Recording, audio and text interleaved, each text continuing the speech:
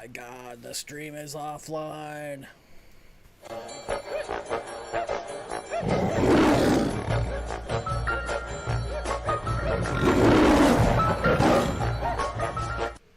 Hello everyone, welcome to the Monday live stream. Running minimal lights because it's super hot. Also have a fan going because it's super hot. So if you can hear the fan, let me know and I will do nothing about it because like I said, it's super hot. I got a few announcements, some really cool announcements, some sad announcements. I'm going to wait till someone says hello so I know that I'm live. Audio, video, Gucci Mane. Love the intro. All right, we are good to go. What's up, Brian, Candy, Merrick, K, Stu, Snail Team 6, and everyone else. I can't say hello to everyone. Holy smokes, it's Free Joe Exotic, though. Haven't seen him in a while, so I got to say hi to Mr. Joe. Live. Please define super hot. Well, I mean, you're kind of looking at it. What can I say? All right. Anyways. So, going to have a guest next week. It's going to be super awesome. But before we get into that, I do got to ask for the like and the share. So, like and share if you want. Or dislike and share if you want. Or become a member and dislike and don't share. Those are your three options. And anyway, so we got a guest coming next week. It's going to be pretty awesome. Was supposed to be this week, but I had to order some extra gears and lights. And also, 2 people for 2 hours would be really hot. So yeah, we got Danny is going to be on the stream next week. I'm pretty excited about it. We're going to go fish shopping during the day. It'll be the first time I've bought fish in probably... What is it? April? It might be like a year since I bought fish. I don't know when. Maybe more than a year, actually. I don't remember. But it's going to be pretty fun. I'm going to go buy some fish and plants and then come back and do a live stream. So it should be a pretty fun day. So make sure you're here next week because it's going to be fun. And also we'll be in a different room, different... I don't know, atmosphere, I guess. I don't know. It's just going to be fun. So make sure you're here next week. Probably do like an AMA or something. Maybe get a list of questions for her. I don't know. Whatever. And then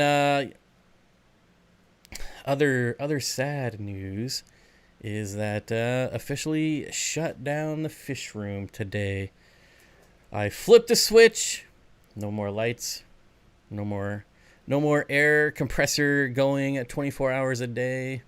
Danny is the lady with the glasses. Well, she wore glasses last time I saw her. I've never seen her wear glasses before, so I think she just wanted to look smart, but that's just, a guess. But yeah, the fish room is officially offline. Makes me kind of sad. I've only had it for maybe a year and a half, so it's not like it's been around forever. But, I don't know, it was fun while it lasted. And building a new one. So, just temporary. Do you know if the Aquarium Co-op shrimp hides are Coolie Loach friendly? Just about everything is Coolie Loach friendly. Because Coolie Loaches are friendly. Steenfott Aquatics X to help with fungus on Cory eggs. I don't like using anything on Cory eggs. A lot of people use methylene blue, but I don't know. Nothing just beats good old-fashioned clean water. Speaking of likes, yep. Like. She looked like Miss Moneypenny. I don't know who that is. Is that a James Bond character, maybe? I don't think I've ever seen a James Bond movie in my life. Looking forward to the snow. It's snowing somewhere. I am jealous. And then, yesterday's video. Ooh, I knew that was going to be a hot topic. I clickbaited it the best I could. I've had to delete so many comments already. It's great. I love it. One person even commented, worst clickbait ever. And I'm thinking, you clicked into the video And not only did you watch some of it, but you also commented. That seems like a pretty good clickbait to me. But, you know, what do I know? It worked. Fish Tank Barn with the $5 super chat. Auto water change fund. I don't think that's going to happen anytime soon, but we'll put it in the manual water change fund.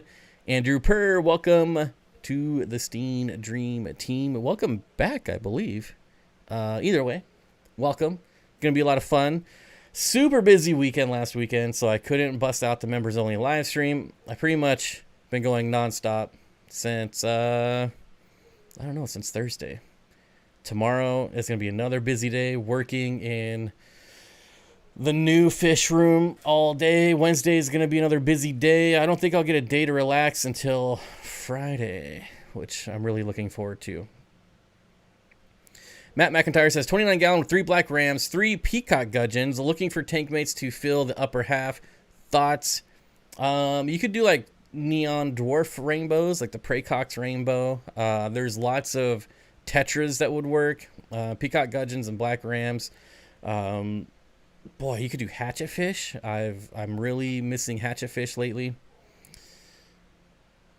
Bob, you're the only one on the planet that hasn't seen a Bond movie.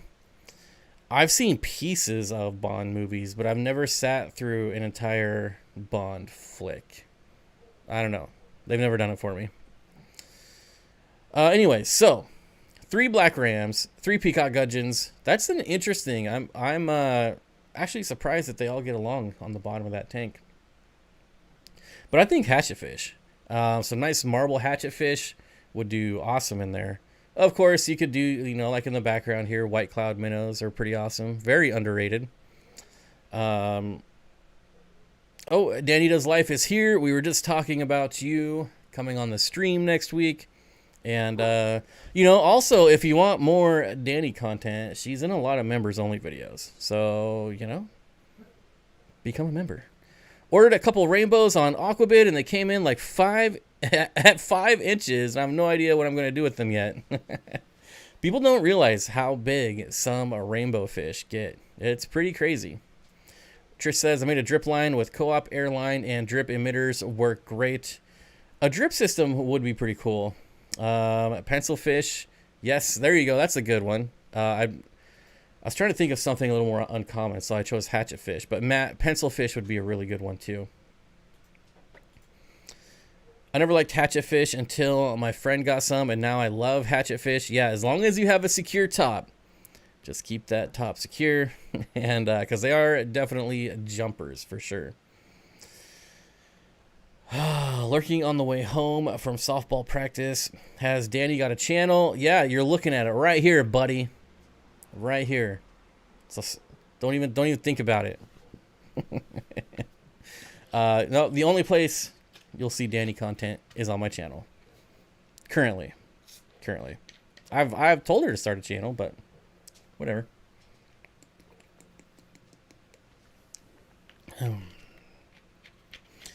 Skyway says I got Coolie Loach, Panacories, and Neon Tetras. So, I feel like water changes. I don't know why that was so controversial. I don't think I really did a good job of like explaining my position on water changes. You know, Danny and I were sitting there talking about it for quite a bit, and then when we would turn the camera on, it was like we were still talking like we were just kind of talking to each other. And so like we know what we're talking about. Like I don't know. I don't think it kind of came across in video format that well, but it's the first time we've done something like that, and it was kind of fun. So I'm definitely not advocating for no water changes. The point was, everywhere you see, people are like doing weekly and bi-weekly water changes, and it's just crazy to me. I don't get it. Like Chris says, I'm going to do a water change while I listen. Danny Does Life says, I do, but all my content is on Steenfott. Yep. If you want a stalker, you got to do it on my channel. So take it or leave it. She has 2 videos on her channel. There you go. First swig of steak juice. Yep. I'm gonna Never mind. Never mind. People always complain when I make jokes. I need more hours in the day. Yep. There's a lot of issues when it comes to water changes, like when you do them. And like I said, I just think people are doing too many of them. I feel like there's way too many, blog posts and forum posts and videos of people doing like, something's wrong, do a water change. Oh, there's a little spot on your fish. Oh, do a water change. It's like, it's just not always the answer. And that's all I tried to portray in that video. Just fish tanks can really be like a set it and forget it type of hobby if you let it. But if you're constantly in there changing things and constantly doing water changes, it's never going to get that way. You're always going to be struggling. And I feel like this is something that a lot of new people struggle with all the time, like new to the hobby.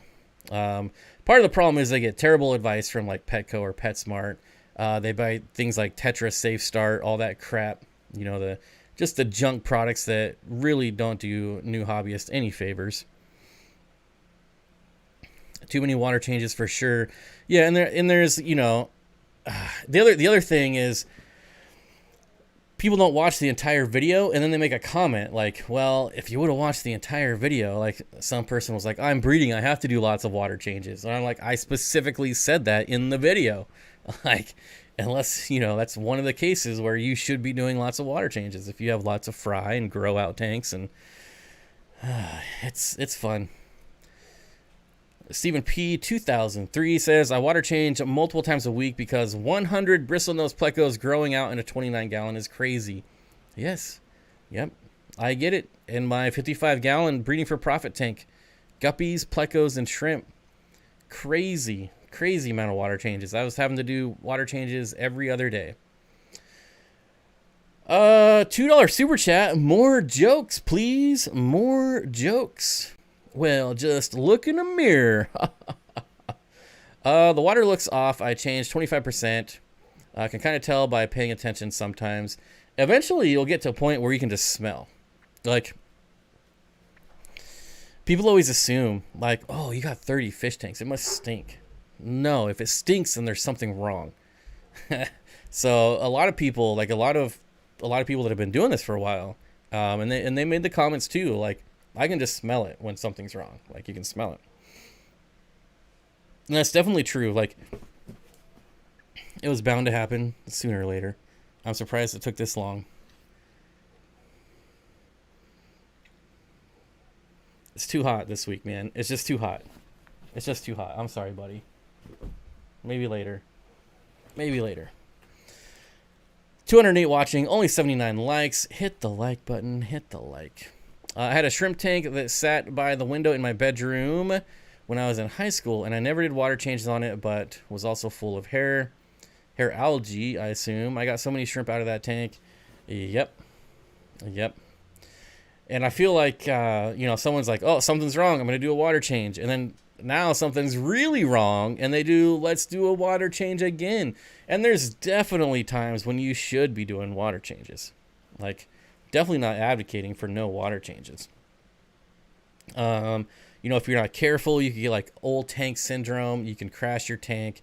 And in that case, you would want to do water changes to hopefully raise your KH back up if you have old tank syndrome.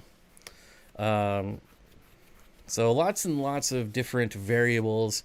And I don't think people understood in the video. So hopefully that's a little more clarifying. Not that any of the people that complained about that video are going to watch the live stream.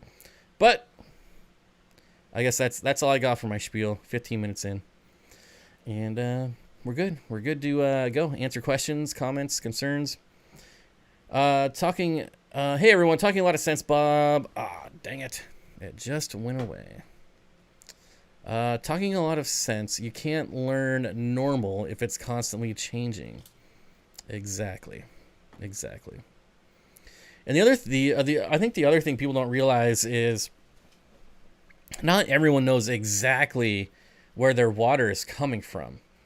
And what I mean by that is I've got 3 different water sources that could be coming through at any time.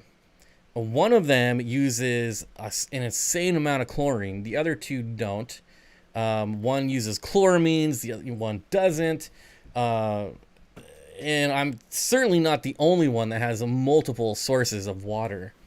So doing a water change one day, causing problems, then you do a water change in like a couple more days coming from a different water source. Now you're causing more problems. If you're doing lots of water changes in the winter when it rains a lot, they tend to add more chlorine to the water. So you're doing more water changes. You're just going to keep dumping more chlorine in your tanks. And there's just a lot of things that can go wrong. Multi-jacker with a $10 super chat. Hey Bob, happy Monday. I do 25% water changes every Wednesday, but I never clean my sponges in my filter. Figured that's good balance. Yeah, and like there's planted tanks.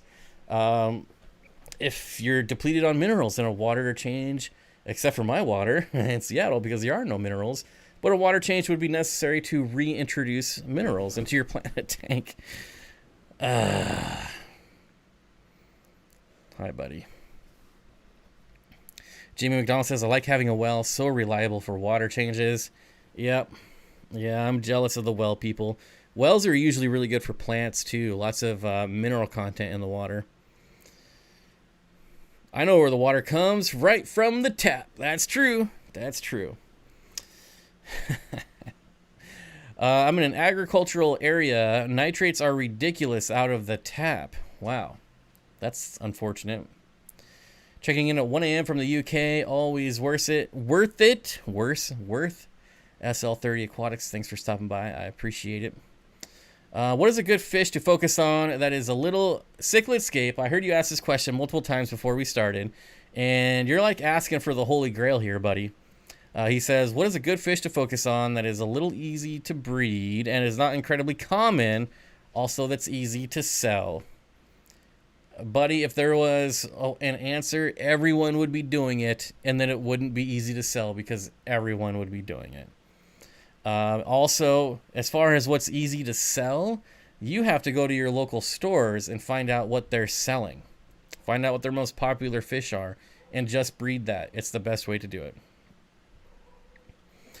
Cactus Woo Man says, I got a 7.0 here in California. It's so good for plants. Yeah.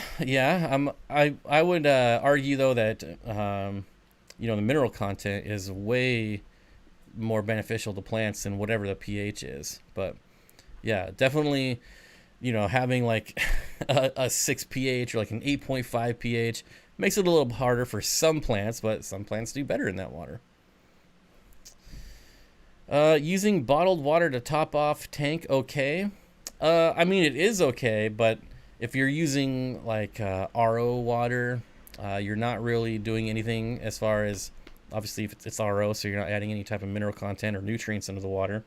It's just, actually, I think that adding RO water to aquariums is worse. Freshwater.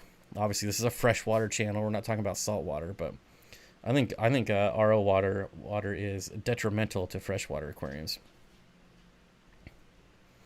Was changing water on Saturday and counted 15 bristlenose fry. Nice. Very nice. Anyways, what did I miss here? Oh. Never mind. I did get that one. This live stream inspired me to do a water change. Right meow. Right meow. Mile High Plecos, what's up, buddy? Yo. The Pleco Prince. I just called you a prince. Thanks for the $20 super chat, buddy. I appreciate it. Hope everything's going well. I hope the new Plecos are still alive and well. I find bristlenose Plecos usually sell like crazy, especially if you get super reds or lemons. Yep. The long fin green dragons sell pretty well too. Steenfott Aquatics, best water parameters to get sterbies to breed. So sterbies will breed in almost anything. Catherine says liquid rock straight out of the tap. I am jealous. I am so jealous. Sterbi cories will breed. The best probably right around a neutral pH, honestly. Yeah, most of these fish are coming from farms bred in like Florida. So if anything, they're on a little higher pH side. But a neutral pH. Stir-bys is just about if you can get just a ton of live blackworms and do big water changes when it rains outside. That's what's important. pH, not so much. Unless you're down to like 5.5 pH and your fish are just melting. obviously, you know, not taking the extremes into consideration, but anything from like 6.5, 7.5, 8. I've seen them breed in Lake Tanganyika conditions, so they can go pretty high. But you really just got to fatten them up with those blackworms. They love it. Curtis Schindler with the $1 super chat. Thank you. I appreciate it. Kent's Fish with a $5 super chat says, I finally made it to a live stream. Yes, you did. Welcome. Is it not popping up anymore, or am I just not seeing it?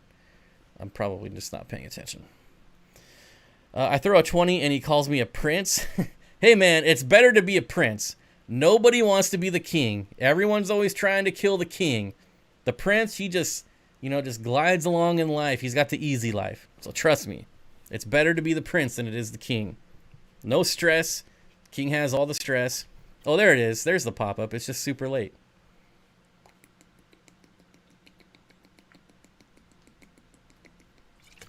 Oh, that's so good.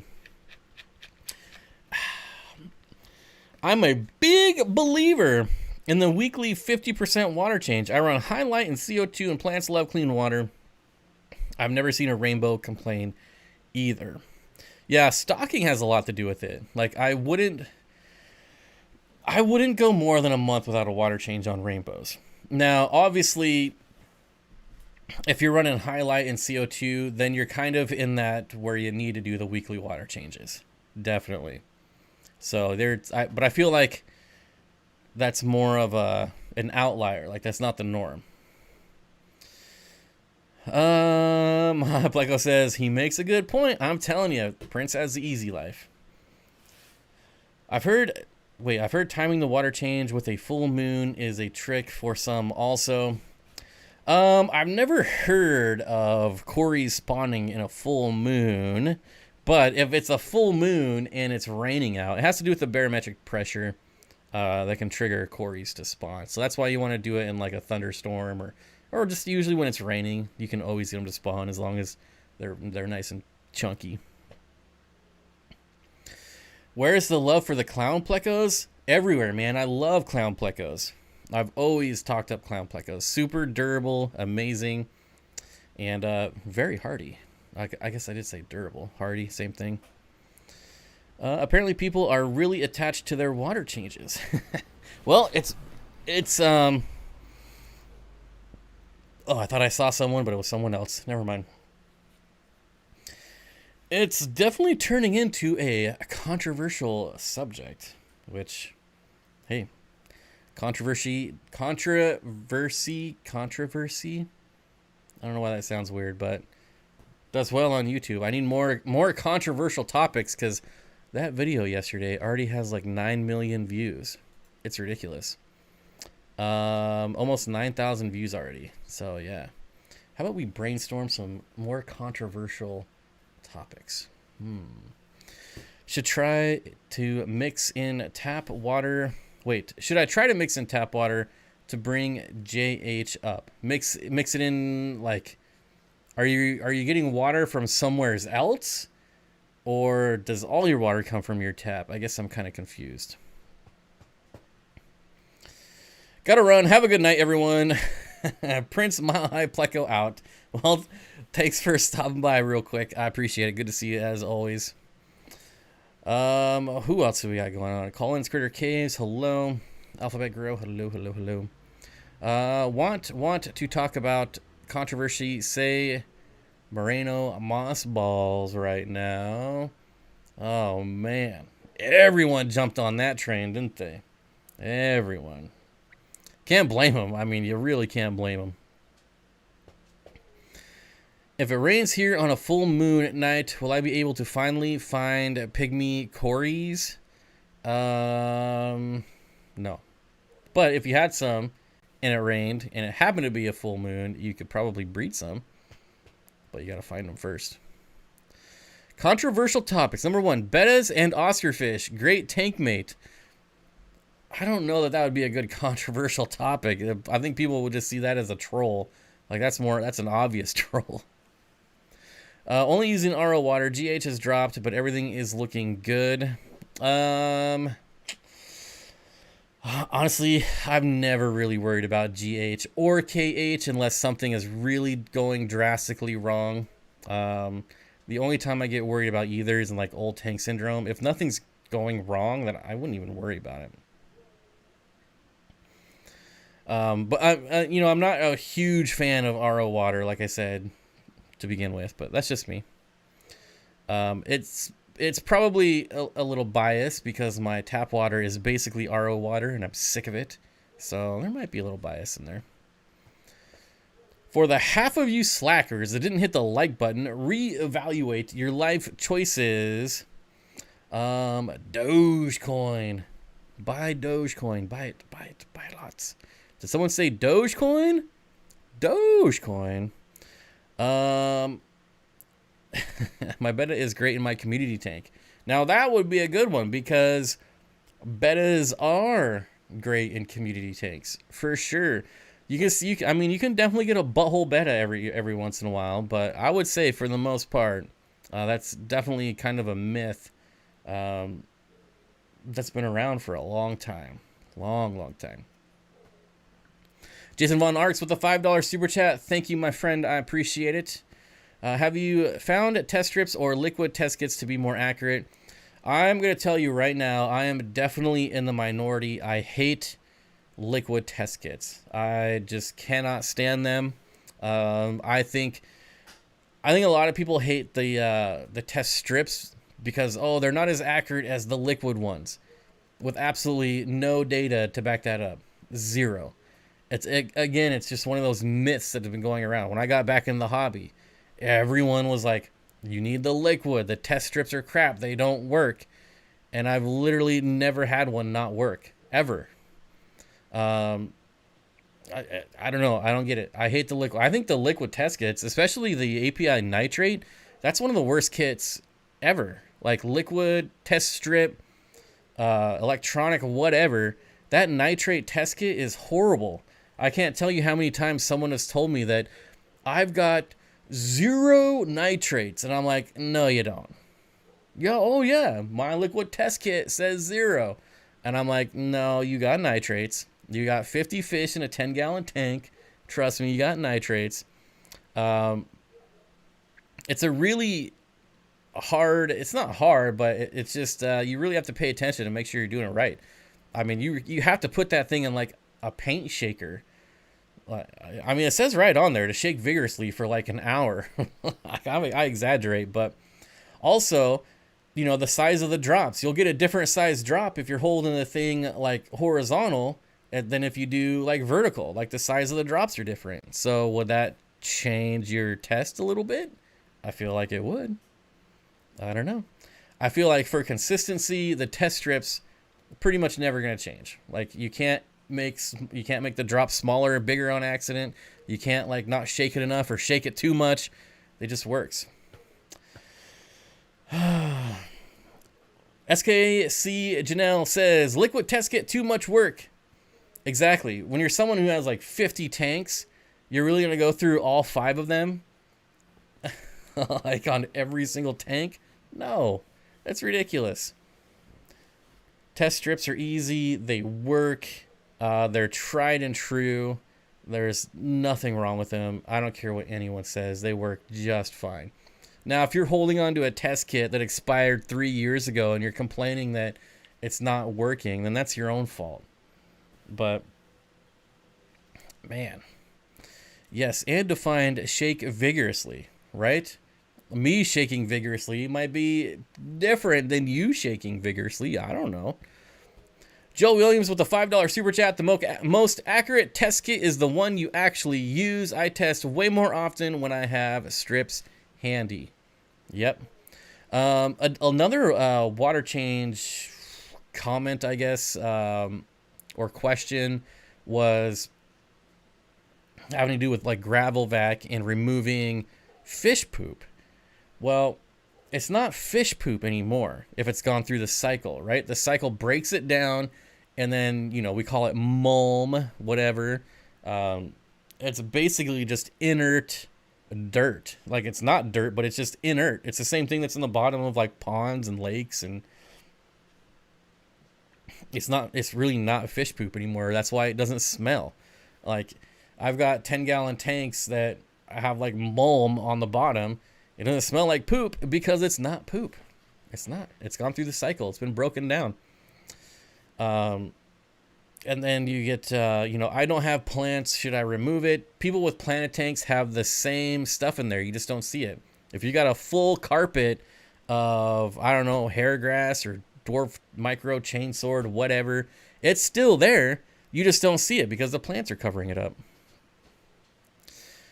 Tesla Killdozer with the $10 super chat says, Bob, I'm with you on the test strips. Yeah, I feel like it's just definitely one of those, I don't know, it's just one of those things. I think people want to justify spending $30 on this kit instead of, like, I mean, test strips have gotten more expensive, but they used to be like $8. Like when I got back in the hobby, the liquid kits were $30 and the test strips were like $7 or $8. And I think people just are like, oh, it's $30. It's 3-4 times the cost. Obviously, it's better. I think that's all it was, honestly. Regina Flange says, hey, Bob, sent a super chat with a question earlier. What? What? Let me just go to my activity here.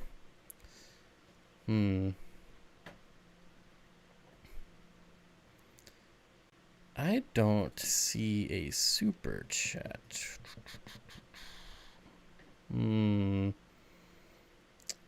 Okay, wait. Now, hi, Bob. Sent a super chat earlier with a question. Fry and hang on backs, even with co-ops, pre-filters. Curiously, I'm trying. I don't see. I feel like Candy would be yelling at me by now if I missed it. I'm sorry if I did. It's not showing up on my list, but anyways, what I would guess has happened, even if you have fry showing up in your filter, they're probably getting sucked up as eggs. The eggs are probably getting through the sponge and then they're hatching in the filter. That would be my guess. I do slurp the mulm from the dead spots, right? And you should. Like, there's nothing wrong with that. No way, Bob. Don't miss super chats. Yeah, I don't see it at all. Now I feel like a jerk. Like, I've got 2 sections for super chats, and it's not in either of them. I'm bizarre.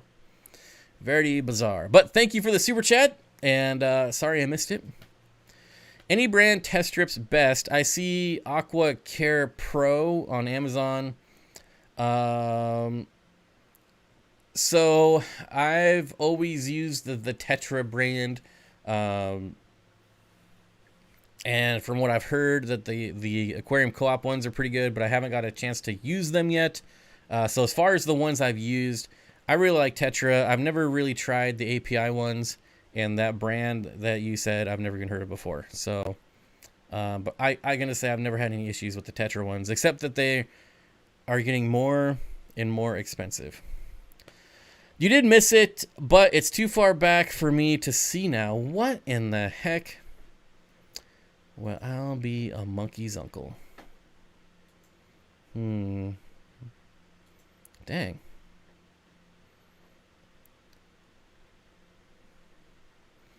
You definitely missed it. And nobody yelled at me. That's crazy. I got the notification that it went through. Okay, crazy. Silver tip Tetra fry. Yep. Apparently it went through. Totally my fault. Like I said, though, I would guess they're probably scattering the eggs on your pre-filter, and some of them are just getting sucked through it, I'm sure. Carol Cox says, Aquarium Co-op test strips are the best. Buy, I think you get twice as many for the same price, right? I don't know. I'm still waiting to get a hold of some. I'll be needing them soon when I set up my new fish room, but... No, the liquid is better. It builds muscle at the same time. It's like a shake weight. I use Corey's test strips. They work fine. I would try the co-op strips, except my app will only read Tetra strips. Interesting. Oh, they do have the app for it, right? I totally forgot about that.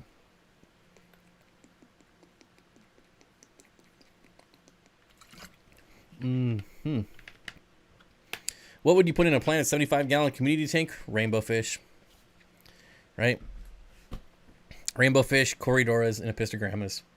And, some hatchetfish, because I'm on the hatchetfish train right now. I cut the Tetra ones in half. Yep. I would do the same thing to the co-op ones, too. I'd cut them all in half, no matter the brand.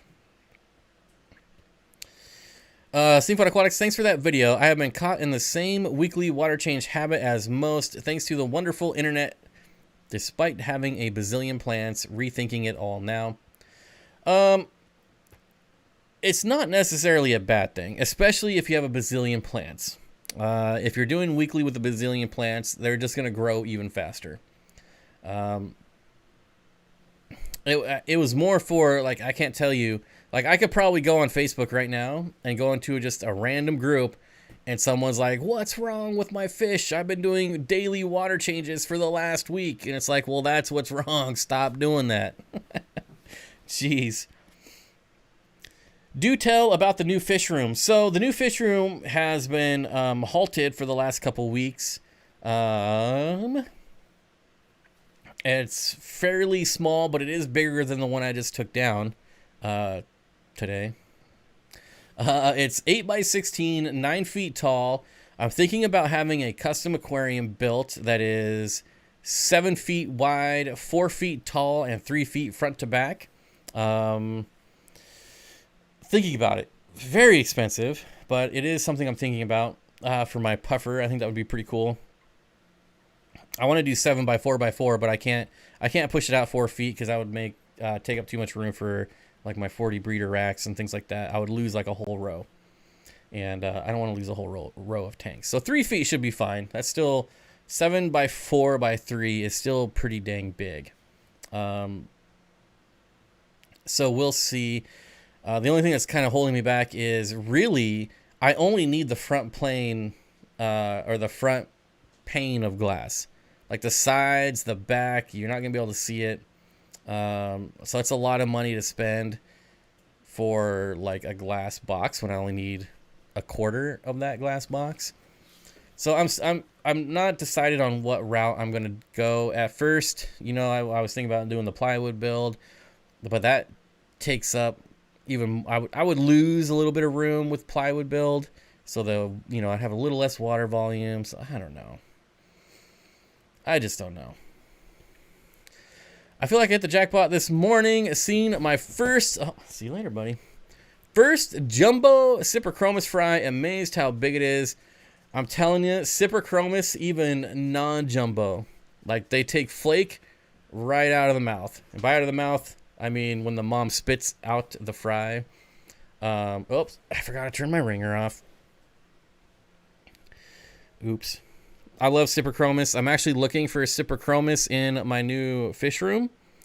So, I'm going to turn off volume. There we go. I do want to dedicate a fish. I still have some Paracyprichromis, but only females. I lost my last male. So I got to find some male Paracyprichromis. But I do want to get like some tricolor or even some like bicolor Cyprichromis. Are those rainbows in the background? No, they are... well, I see the white clouds. There's some Pandagara. There's a whiptail cat, like right here. There is something else swimming around in there, but I don't see what it is. I'm too far away from my monitor. Too far away, so I can't tell what it is. Oh, is Matthew Vargas here? No way. I thought he got kicked off the team for not showing up for practice. Tetra has an app on the App Store called Tetra Aquatics. Yes, they do. Can any cichlids live with mollies? Yes. That is a very broad question, so your answer is yes. Angelfish can go with mollies. and they're a cichlid, so there you go. Pistos can go with mollies, they're a cichlid. Hey everyone, hope all is well. I hope all is well with you, Mr. Vargas. Mike says, Bob, do you still breed any fish for fun anymore? Not for at least a year. But that's going to be some of the focus of the new fish room is breeding. I'm going to be breeding what I want for fun. I will still be selling what I breed, but I'm specifically breeding stuff that I haven't bred before, and I think that's going to be fun. I want to get some Zodiac loaches. I think those would be pretty fun to breed because they're awesome fish. And yeah. Brett and Wade can make you a custom tank from ATM. I don't even know what that is. But did I ever watch the Animal Planet show Tanked? Someone told me to watch Tanked when like it first came out, and I thought it was the worst piece of trash I've ever seen in my life. Almost. It was terrible. I could not watch it. That show was absolutely awful. They killed so many fish. It was ridiculous. I would not do pseudomagills with rainbows or with angels unless it was like fricatas, which are like the biggest pseudomagill. But like Luminatus or Gertrude, I wouldn't risk it. Hey everyone, hope all is well. Pseudomagills, angels, no. Brian, hello. Yeah. Anyways, what's up, buddy? You're always on the team. That's true. That's true. All right. Okay, we've kind of stalled out here. Okay, cichlids, yes. Ham Aquatics. Steenfott Aquatics, Aqua Discovery says, why hasn't there been any outdoor videos? Because things have been really hectic. One, we got like 2 months of rain, and nobody really wanted to go in the rain. And just schedules haven't worked out. Jimmy and we do have some stuff planned, as far as, you know, some double night camp trips, 2-nighters, not just an overnight, but a couple nights. Got some places planned, some in the works, but we're kind of snowed out, so we're kind of, you know, waiting for stuff to thaw out a bit. Kind of over the snow. I think my fricata freaked my angels out because they never stop moving. Possibly. What is old tank syndrome? Old tank syndrome basically is, it can happen. What would cause old tank syndrome? Maybe if you had like a bunch of plants die off, and it's basically when you lose like all the KH in your tank, and it just, everything starts to die and you can't figure it out. When you lose your KH, you lose your ability, you're no longer able to, like, what are you guys chewing on? You can't chew on plastic. Basically, KH, what it does is it, you know, buffers your water. It makes it so your pH is stable. When you lose all your KH in your water, then your pH becomes unstable. It starts going all over this place. Your tank crashes, fish die, plants die. And it usually happens over the course of like, maybe after like 2 years. All right. Seriously, what are you guys chewing on? Every single one of you are chewing on something.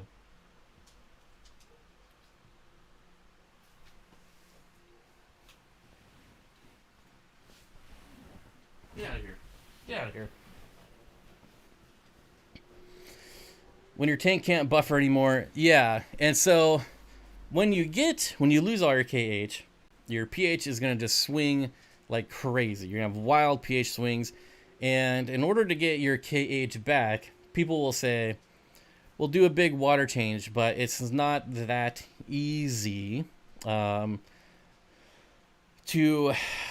kind of restore balance. You would have to do, I would do like basically, what would I do? I would do a 50% water change, and then I would empty 50%, fill it. No, how would I do this? I would do like a 75% water change, fill it back up. Then I would immediately do a 50% water change, you know, take out 50%, fill it back up. And then I would do like a 25% and then fill it back up. That's how I would cure old tank syndrome. Yeah, that's how I would do it. Every time I go camping, it rains on the days we are packing up and leaving. That's the worst. That's the worst. Hey, Bob, what tank mates would you do with Amazon puffers? Honestly, I would do any community tank mates. Absolutely any. They are very versatile. They don't really go after other fish. All right. We're about to take a time out here, an intermission, so I can figure out what they're chewing on. But let's see. What have I done Amazon? I've done Amazons with tetras, rainbows, barbs, corridoras, plecos, and bigger rasboras, like the neon green rasbora. I'm hoping my pea puffers will breed. If they do, what will I feed the fry? I've never researched breeding pea puffers at all. I'm the worst person to ask that. Paul McCarthy with the, becoming a member. Nice. Thank you, Paul. I appreciate it. Hey, Bob, how do you personally set up a new tank? Do you use pre-season sponges? Yes. Or media? How long usually until you introduce your fish? I take if normally I have like sponges, like extra sponges and tanks like randomly. And so I'll just take one of those out and put fish in immediately. Like you're instantly cycled. No need to wait. If I don't have an extra one, then I'll actually take a sponge filter out of a seasoned tank and then put a brand new filter in that tank and then move the seasoned filter into the new one and then instantly introduce fish again. I wouldn't wait. If you've got the seasoned sponge filter, there's no need to wait. Deborah, welcome to the Dream Team. Thank you. Whoa, that's like 3, I think. Awesome. I appreciate it. We're going to have a members only stream on Thursday, our Thursday morning stream. So look forward to that if you're able to make it. Look at that innocent dog face. I know I do have an innocent dog face. Look at this guy. Oh, look at this guy. Oh, look at you. You're so white, you're messing up my green screen. There you go, buddy. Mwah. If you're still looking for controversy, make a video bashing Dragon Oko Stone. The aquascaping community would freak out. I don't know that there's really a lot of hardcore aquascaping people watching my channel. I feel like I've already ran them off years ago with my aquascaping style. Any reason why it seems like only one of my Dwarfacara is being picked on? They are in a 55-gallon planted. I got them as juveniles. Should I just look into rehoming that one fish or getting picked on? So a few things. Obviously, they're picking on it because it's the smallest. It's pretty common behavior out of cichlids, of really any type of cichlid. And 2 things could happen if you rehome it. One, you rehome it and nobody picks on anyone else. But something that's a little more common with cichlids is that if you remove the one that's getting picked on, then it'll go to the next, the next lowest on the pecking order, and then they'll gang up on that guy, and they'll just keep doing that if you just keep removing him. So I would, if I didn't rehome it, I would definitely move it out and try to fatten it up and then move it back in, and or I would try to rehome it and hopefully, they don't reestablish any type of pecking order. Something else you could do is rearrange your hardscape. That can kind of keep them confused and preoccupied for a while, and can solve some aggression issues like that. HC Aqua is here. What's up, buddy? A Thursday morning stream? Yep. I failed last weekend. I was gonna do the members only stream on last Saturday, but I was working on my stupid studio all day long. I was exhausted. It was like 9 billion degrees out. Did a lot of the electrical, and yeah, it was just a long day.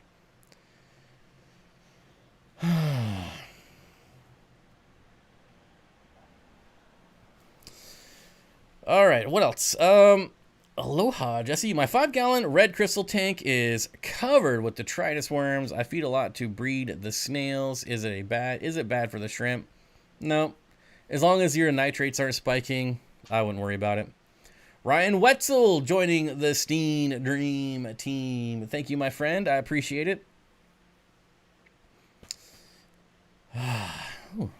It's a good night for members. I waited for that stream and it never came. I know. I was gonna post about it, and then the last time I posted, people were like, "Oh, don't worry about it." So I was like, "Okay, well, I'm not gonna worry about it this time." But we'll make up for it. I got a video that's gonna come out this week, and we'll also do the stream. So we'll make it up somehow. Welcome to the membership. Yep. All right. I'm gonna have to do it. I'm gonna have to play the song you guys like, because I really got to figure out what these guys are chewing on. I'll be right back.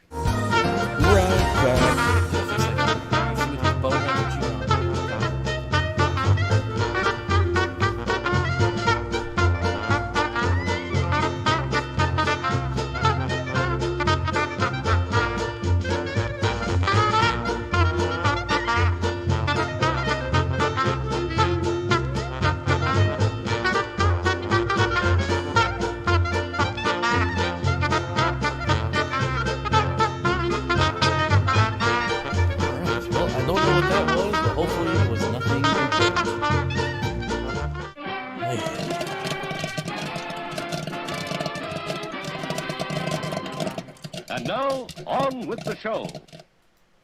All right. Well, I have no idea what it was, but it was a piece of plastic of some sort. I bought a new oil cap for my truck and set it on the counter, and somehow they got a hold of it and shredded that thing. So they're really into plastic. I gotta watch it with the plastic. Curtis, are you dancing? Are you dancing? Greatest intermission song or greatest intermission?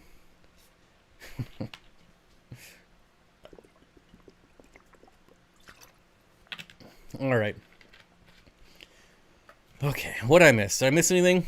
Is everyone dancing? I saw your video on less water changes. I assume you mean there's a caveat for plantless cichlid aquariums. There's pretty much a caveat for everything. Like I said in the beginning of this stream, it was pretty much to try and just... The point of the video was just try to make people think, really. Think about... I know you're going to do it. Thinking about how doing too many is a problem. And that's all I meant to cover. Like, I clickbaited it, I'm not going to lie, and it worked. So I don't even feel bad about it. But, you know, everyone's talking about it. And so it worked. So I don't feel bad about it. But, again, it was more towards the people that are doing, like, water changes daily when they shouldn't be and things like that. Bob, did you ever find your Bitcoin? You said it was stored in an old computer. It is on a hard drive. It is on a hard drive. The next hard part would be remembering the the password. But I don't know. Hit the like button, please. If Bitcoin gets up to like 1 million, then maybe I'll have to worry about it. It is on a hard drive somewhere. I mean, I've got 1, 2, 3, 4, 5, 6, 7 computers sitting right here. And I've got a lot more, and I have to go through all of them. Hopefully I can sneak watching the Thursday morning stream with subtitles again, since I'm at work that day. That's so cool that the subtitles are live. I think it's cool anyways. Doom Pie with the thumbs up. Thank you, thank you. So what else do we got going on here? You know, any other questions? 55-gallon tank. Oh, I missed it. Here's right here. The 55-gallon tank I resealed is doing well. In fact, it currently housing 150 mystery snails and about 30 sunburst wagtail platies. Well, all right. Sounds like an episode of Big Bang Theory. 150 mystery snails. I might start breeding mystery snails again just for my puffer. And I know people will probably get angry. But I don't know. It's just snails or clams are expensive. They're really getting expensive. Snail Team 6 says, I ordered way too many fish from Aquahuna. Can make most of it work, but I'm going to have 6 Odessa barbs, and I don't know where to put them. Time for a new tank. That's me every time I get a new wholesale order. I always order more than I can house. And every time the order comes in, I'm just like, what was I thinking? And then I'm like, oh yeah, these fish are red. That's what I was thinking. But I didn't really have a spot for them. But every single time, I always order some extra fish. Did you see the episode of The Big Bang Theory where they misplaced their Bitcoin? Don't make the same mistake. No, because I actually really do not like that show. I very much actually despise that show. So, I think it's one of the worst. Whoa, buddy. Whoa, buddy. Don't hate me. I just lost all my Big Bang Theory subscribers. Dang it. 1 Bitcoin is worth over 50 grand. You can use pond snails. I can't see mystery snails as food. I cannot use pond snails because my puffer is way too big. It doesn't even realize they're around. Do I see myself breeding the Nanakara Electric Blues again? I was looking for some again this week and your website came up. So I never bred those. I was buying those wholesale. And no, because they didn't sell at all. Like, I think I finally had someone buy a couple of them and I was like, do you want more? I'll just send you all of them. Like, they did not sell at all. It was one of my worst selling fish. So I don't plan on breeding them or buying them ever again. I'm on my way to the store to get a turkey baster. I got my cooking thermometer in the mail. It's starting to feel more like a kitchenette. My fish room is starting to feel more like a kitchenette. There's so many useful fish tools in the kitchen, I'm telling you. Big Bang is the worst unsub. I know. I'm sorry. It's so bad. I can't even do it. Like, K-Stu knows what I'm talking about. They tried to copy Seinfeld, fail. I wouldn't say that it was like an exact copy, but ooh, someone got deleted and banned. I got to see who it was. Oh, I hate you. Oh, hoo, hoo. Well, Leather Wrestler 1.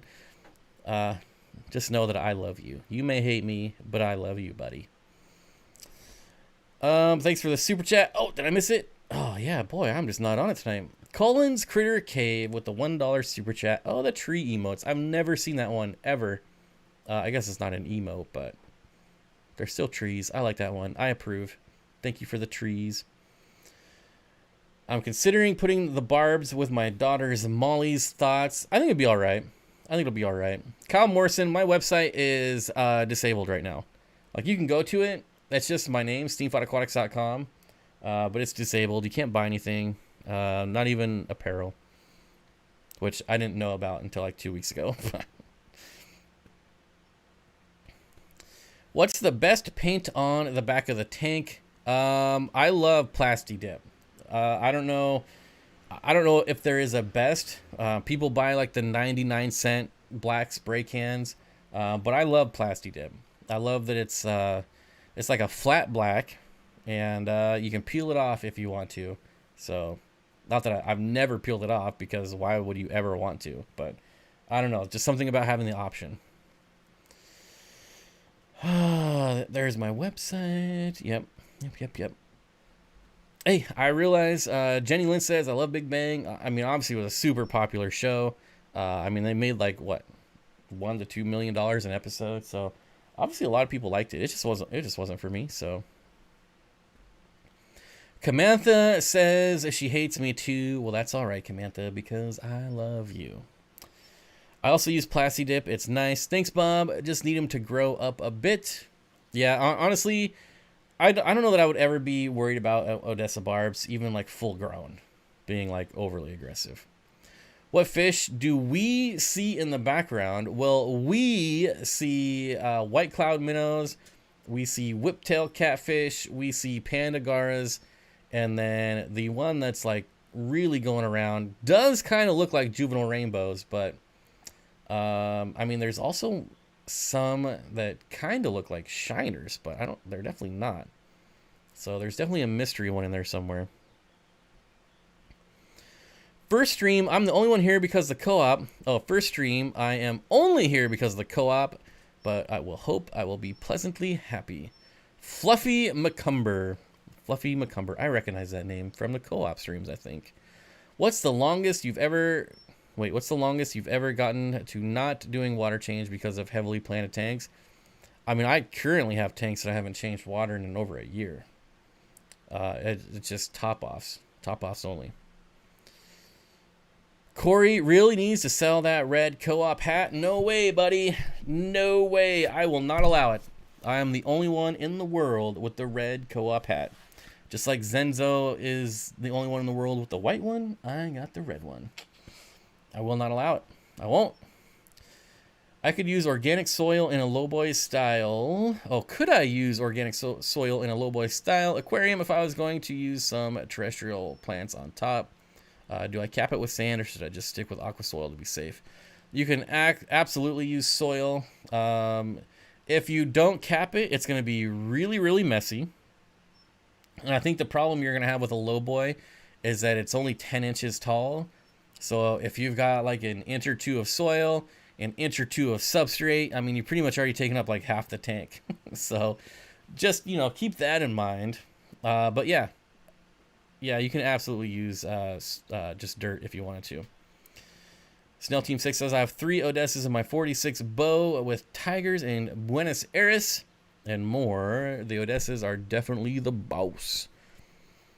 Steenfott, what's up, buddy? Haven't seen that tank in the background before. Is it one of yours? No, I was just, I've used this one a few times. It's really old. This was sent to me years and years ago, which is why it's only in 720. Like, that's how old it is. Not that you can really tell, but yeah, it's only in 720. And it's been so long that I don't even remember. But I was going through my shared folder and decided to grab this background and use it. I want the white co-op mesher so bad. I want that hat that Zenzo has so bad. It's pretty nice. It's a nice one. I hate everyone, but I hate you guys a bit less than others. What else? When I first met you, I hated you, but now that I know you, I really hate you. Guppy grass for the big win. Grows so fast and pulls out lots and lots and lots of nutrients. Oh, here we go. My 20 long is going on 6 months, no water change, thriving and extremely overstocked. The guppy grass is key. Guppy grass is definitely an amazing plant for overstocked tanks. For understocked tanks, it'll most likely just die. Yashtag. Hi, Bob. I'm currently breeding Bosemani and some peacocks. Which rainbow fish would you recommend as a third to try? I'm going to say Parkinsoni because I love Parkinsoni rainbows, and I feel they're not utilized in the hobby. I mean, they're just super awesome. In my opinion, they look just as good as Bosemani. And so I would love to see people breeding them more. I would love to see them kind of spread out the hobby a lot more. And yeah, I bred them one time, maybe 5-6 years ago. Yeah, and then kind of moved on. I think back then I was doing the Breeders Award program, so it was just like breed something, move on, breed something, move on. But I would love to get a hold of some and breed them again at some point.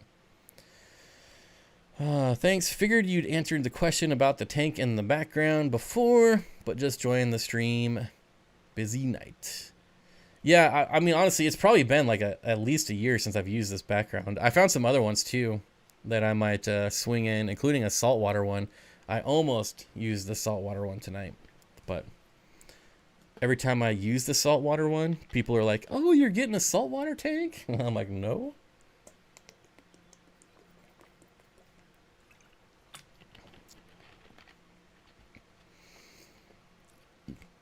John Cox, what's going on, buddy? Says, hi, y'all, Bob. Long time since I caught one of your streams live and late to this one. Better late than never.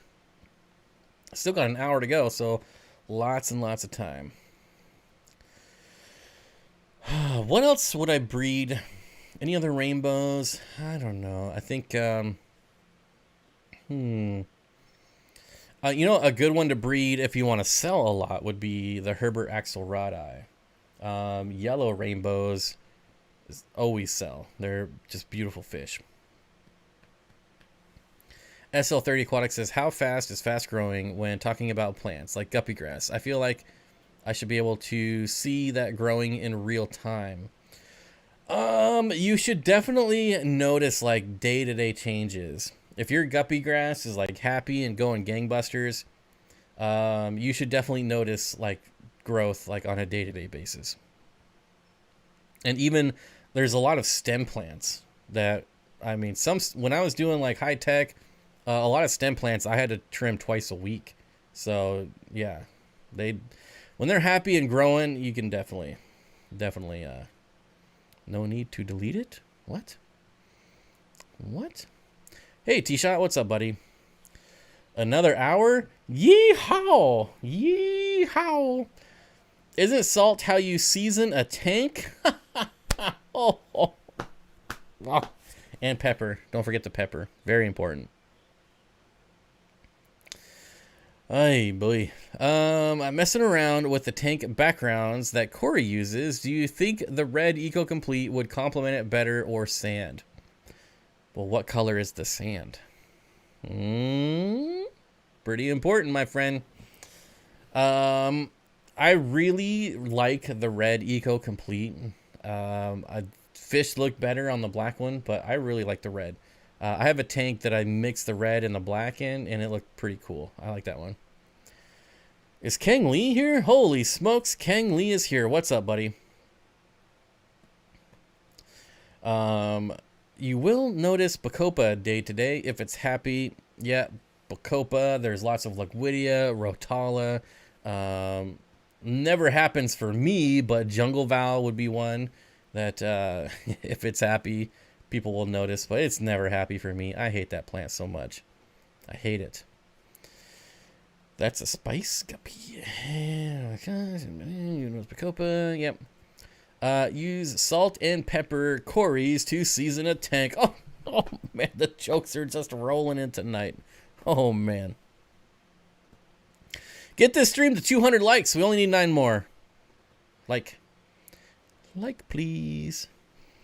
I kind of want to do a nano reef with fairly hardy corals.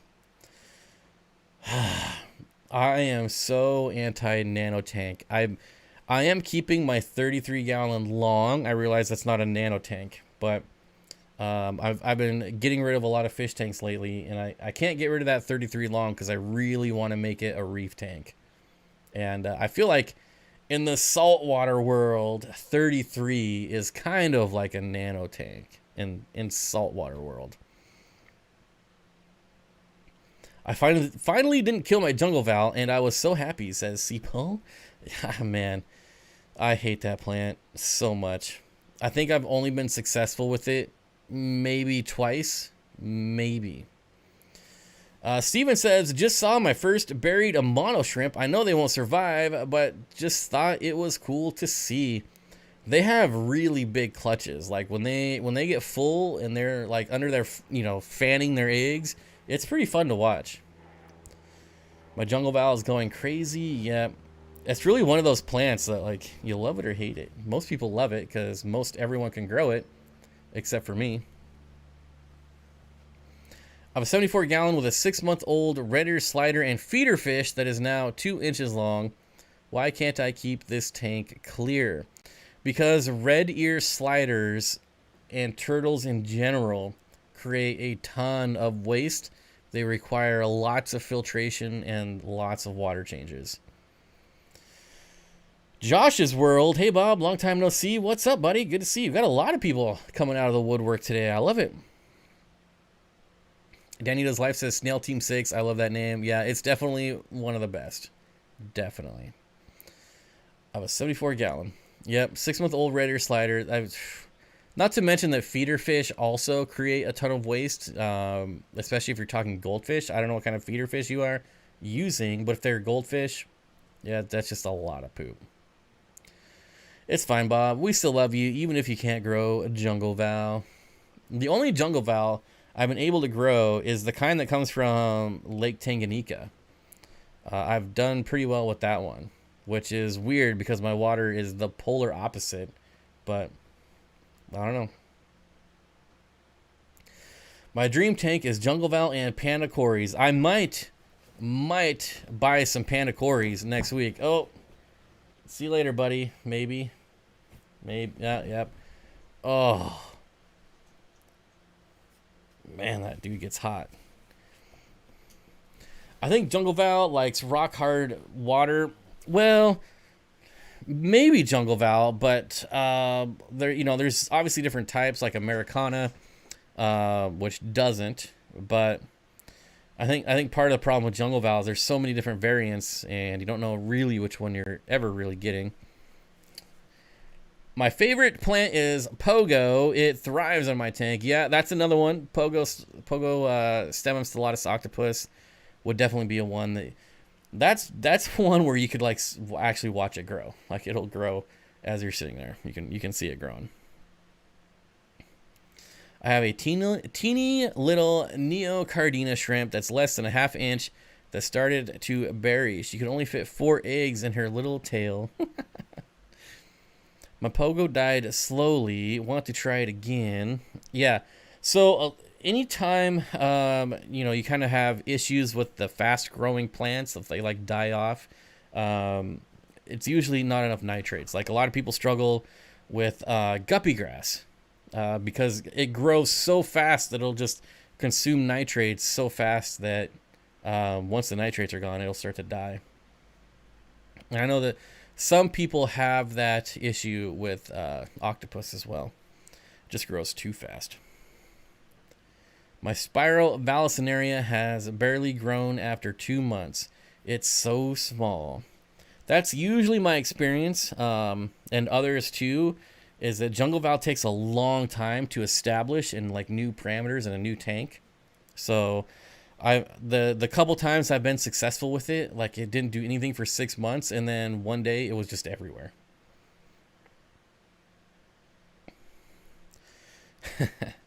Son of a quack. I guess some plants grow like weeds for some people, and some plants die immediately for others. Yep. Jenny says, water wisteria. I can grow some serious water wisteria. Guppy grass was in the same tank, and it's growing well, so maybe I starved it. Possibly. I can grow the heck out of Lugwidia out of the tank. Lugwidia is my favorite one to grow in an open top tank. They get like some really thick stems, and so they can actually grow pretty tall out of the water. And I love Lugwidia growing out of the water. Thank you, Snail Team 6. It's a weird concept to talk about camera versus you all in real life. Wait, what? I have no idea. Clearly I missed something. Oh well, moving on. UPS, you're living the dream. Good evening, Bob, mods, members, and other fish nerds. Ryan says, glad to hear that about the Val. Mine's 4 months old and still struggling a little. Yeah, so for me, it's like, not only does it not live, but does it not grow, but it doesn't die either. It just kind of sits there and sits there and sits there. And then eventually, like, my whole tank was covered in it. Any recommendations outside of glass catfish? Well, actually, I wouldn't recommend glass catfish either. For a transparent themed, just got blushing white tetras. I don't, and I'll tell you why. I've never had good long-term success with any of the transparent fish, especially glass catfish. There's also a different tetra that I can't remember the name of that's transparent. But I've never had success with them. So, and that's kind of the sentiment on the internet too. Like, there's no real long-term success. Some people are doing it, but I would say the majority definitely don't have long-term success with those fish. I don't know why, but I definitely have not. Dolbeck Aqua Design says, yeah, my Lagwidia is growing like crazy. I was considering doing a lidless tank with them. Tired of cutting it all the time. Yeah. It looks cool. Like the leaves are thick and the stems are thick when it grows out of water. And yeah, it just looks really awesome.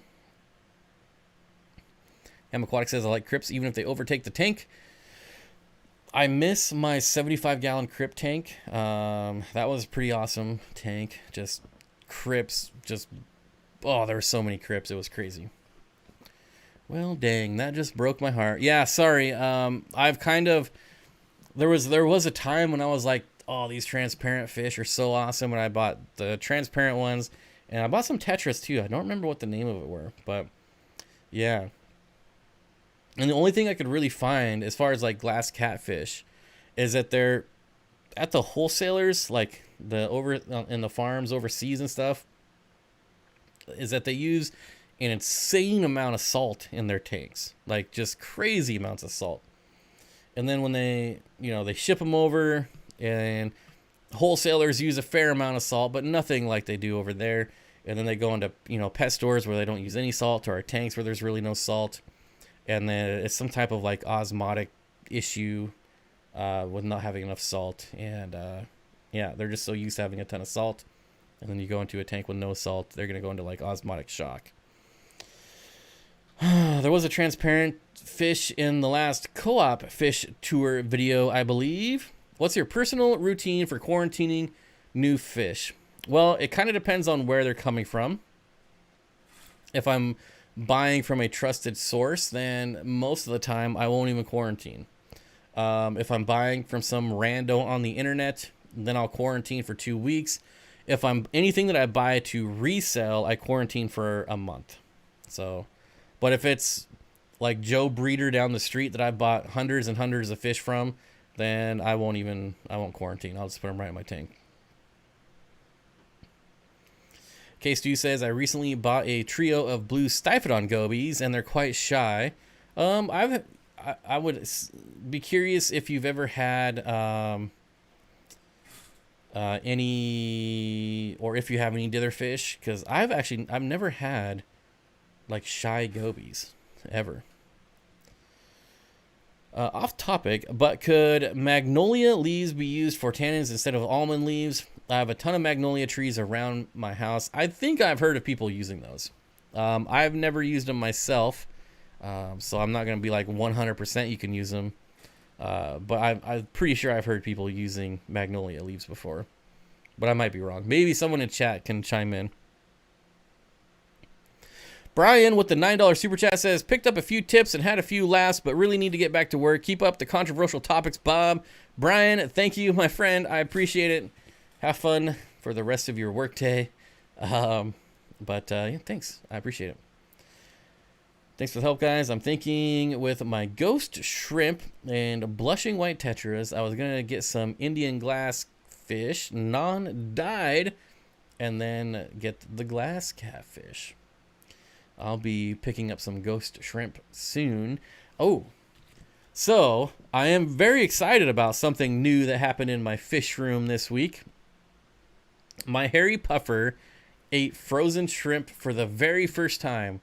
Finally went after some frozen shrimp, and oh, that makes me so happy. Like, he still doesn't eat snails, but the fact that I don't have to breed or feed him my expensive shrimp anymore, it makes me happy. And yeah, he finally figured out that it was food, and he just eats the crap out of it. Now I just gotta get him to eat snails, because if I gotta trim him teeth, I'm gonna be a sad panda. But yeah. When do you quarantine? Do you use any meds proactively? I don't. So I used to use meds when I quarantine, but now I quarantine and observe. And if I see something, if they got stressed and end up getting ick in like a week, then I'll quarantine for like a month with meds. But I don't actively put extra stress on them if it's not needed. Because meds, I mean, they work, but they're still not the greatest thing, right? And they definitely stress out your fish. So I try to avoid them at all cost. But if I can't, then yes, I will use them in quarantine for even longer. What's up, cool fish people? Wash, boil, and locally selected leaves. Oak leaves work well too. All right. I've heard people mention they use magnolia leaves. I've never used them. I do use hibiscus and mulberry leaves, though. They break down super quick, though. Oak leaves and catappa leaves are sturdier.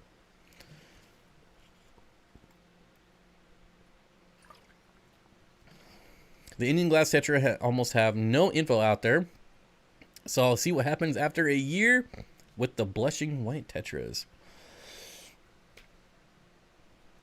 Son of a Quack says, frozen shrimp? Like you were making dinner? I usually use frozen shrimp for some pasta and dropped it.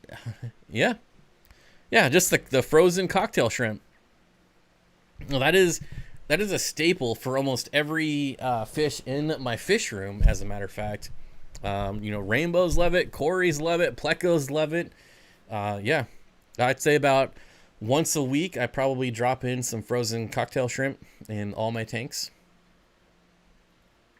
Tried oak leaves, but they never sank.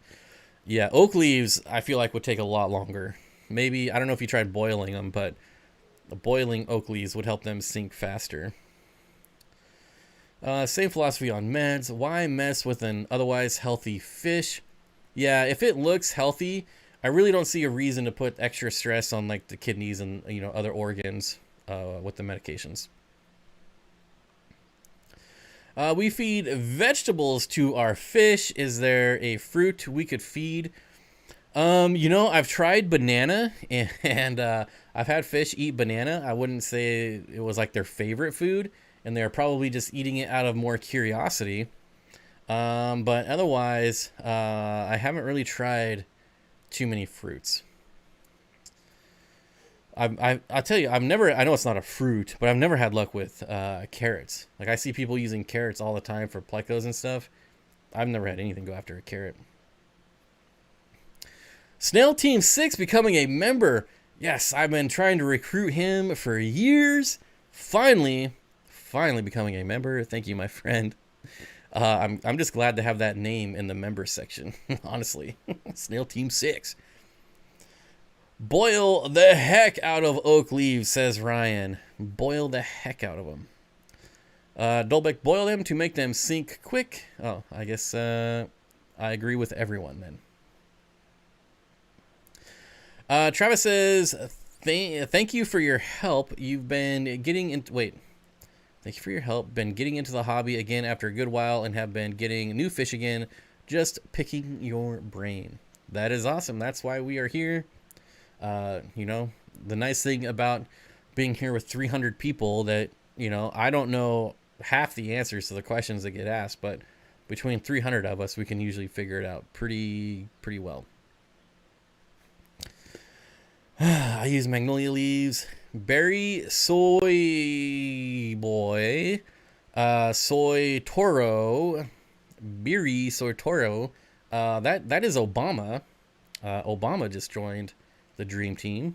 I believe that's his real name, isn't it? Barry. So maybe I'm completely off, but anyways, I probably just went down a whole different avenue that I shouldn't have, but that'll happen sometimes.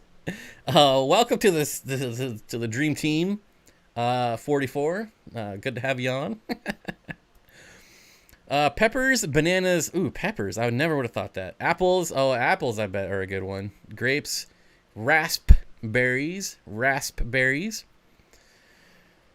I've been told glass cats are wild caught and loaded with parasites. I treated mine in QT with the Med Trio, then followed them up with 2 rounds of Levamisol, purchased from Select Aquatics.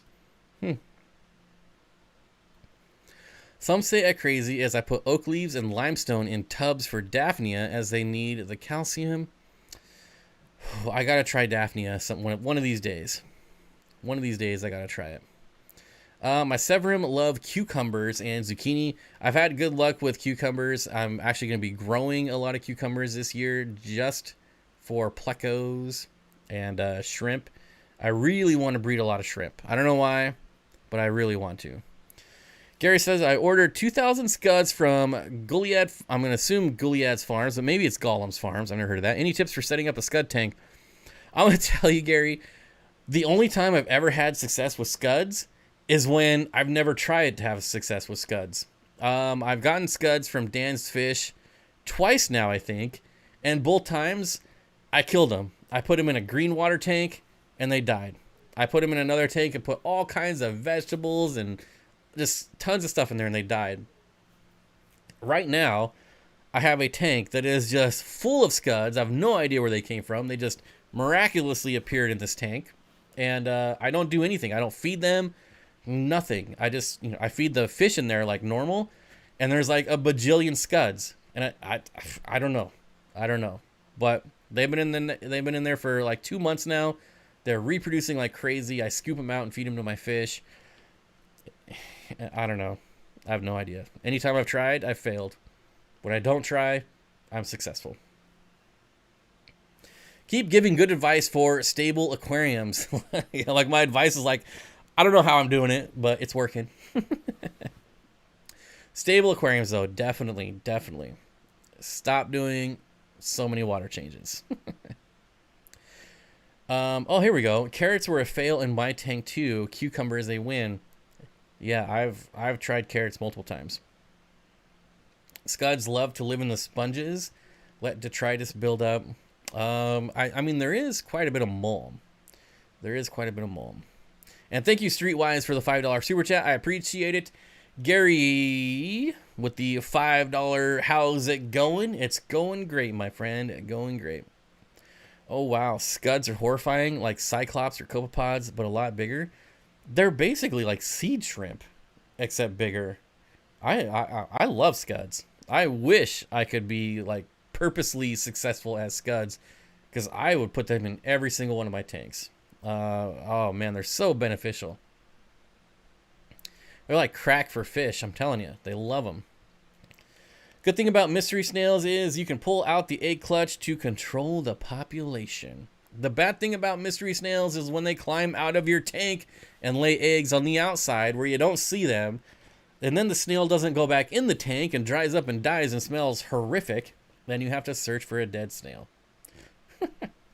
When I turn my canister off during water changes, they move around. When I turn it back on, a bunch of scuds shoot out the output. That's awesome.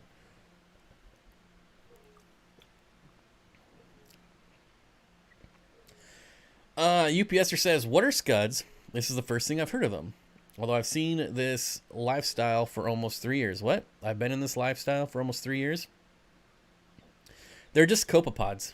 Just little copepods. They look, I don't know. They don't really look like anything. I mean, they look like copepods. All right. I'm going to let you guys listen to this sweet song again because I got to go to the bathroom. So I'll be right back. Ba-doop.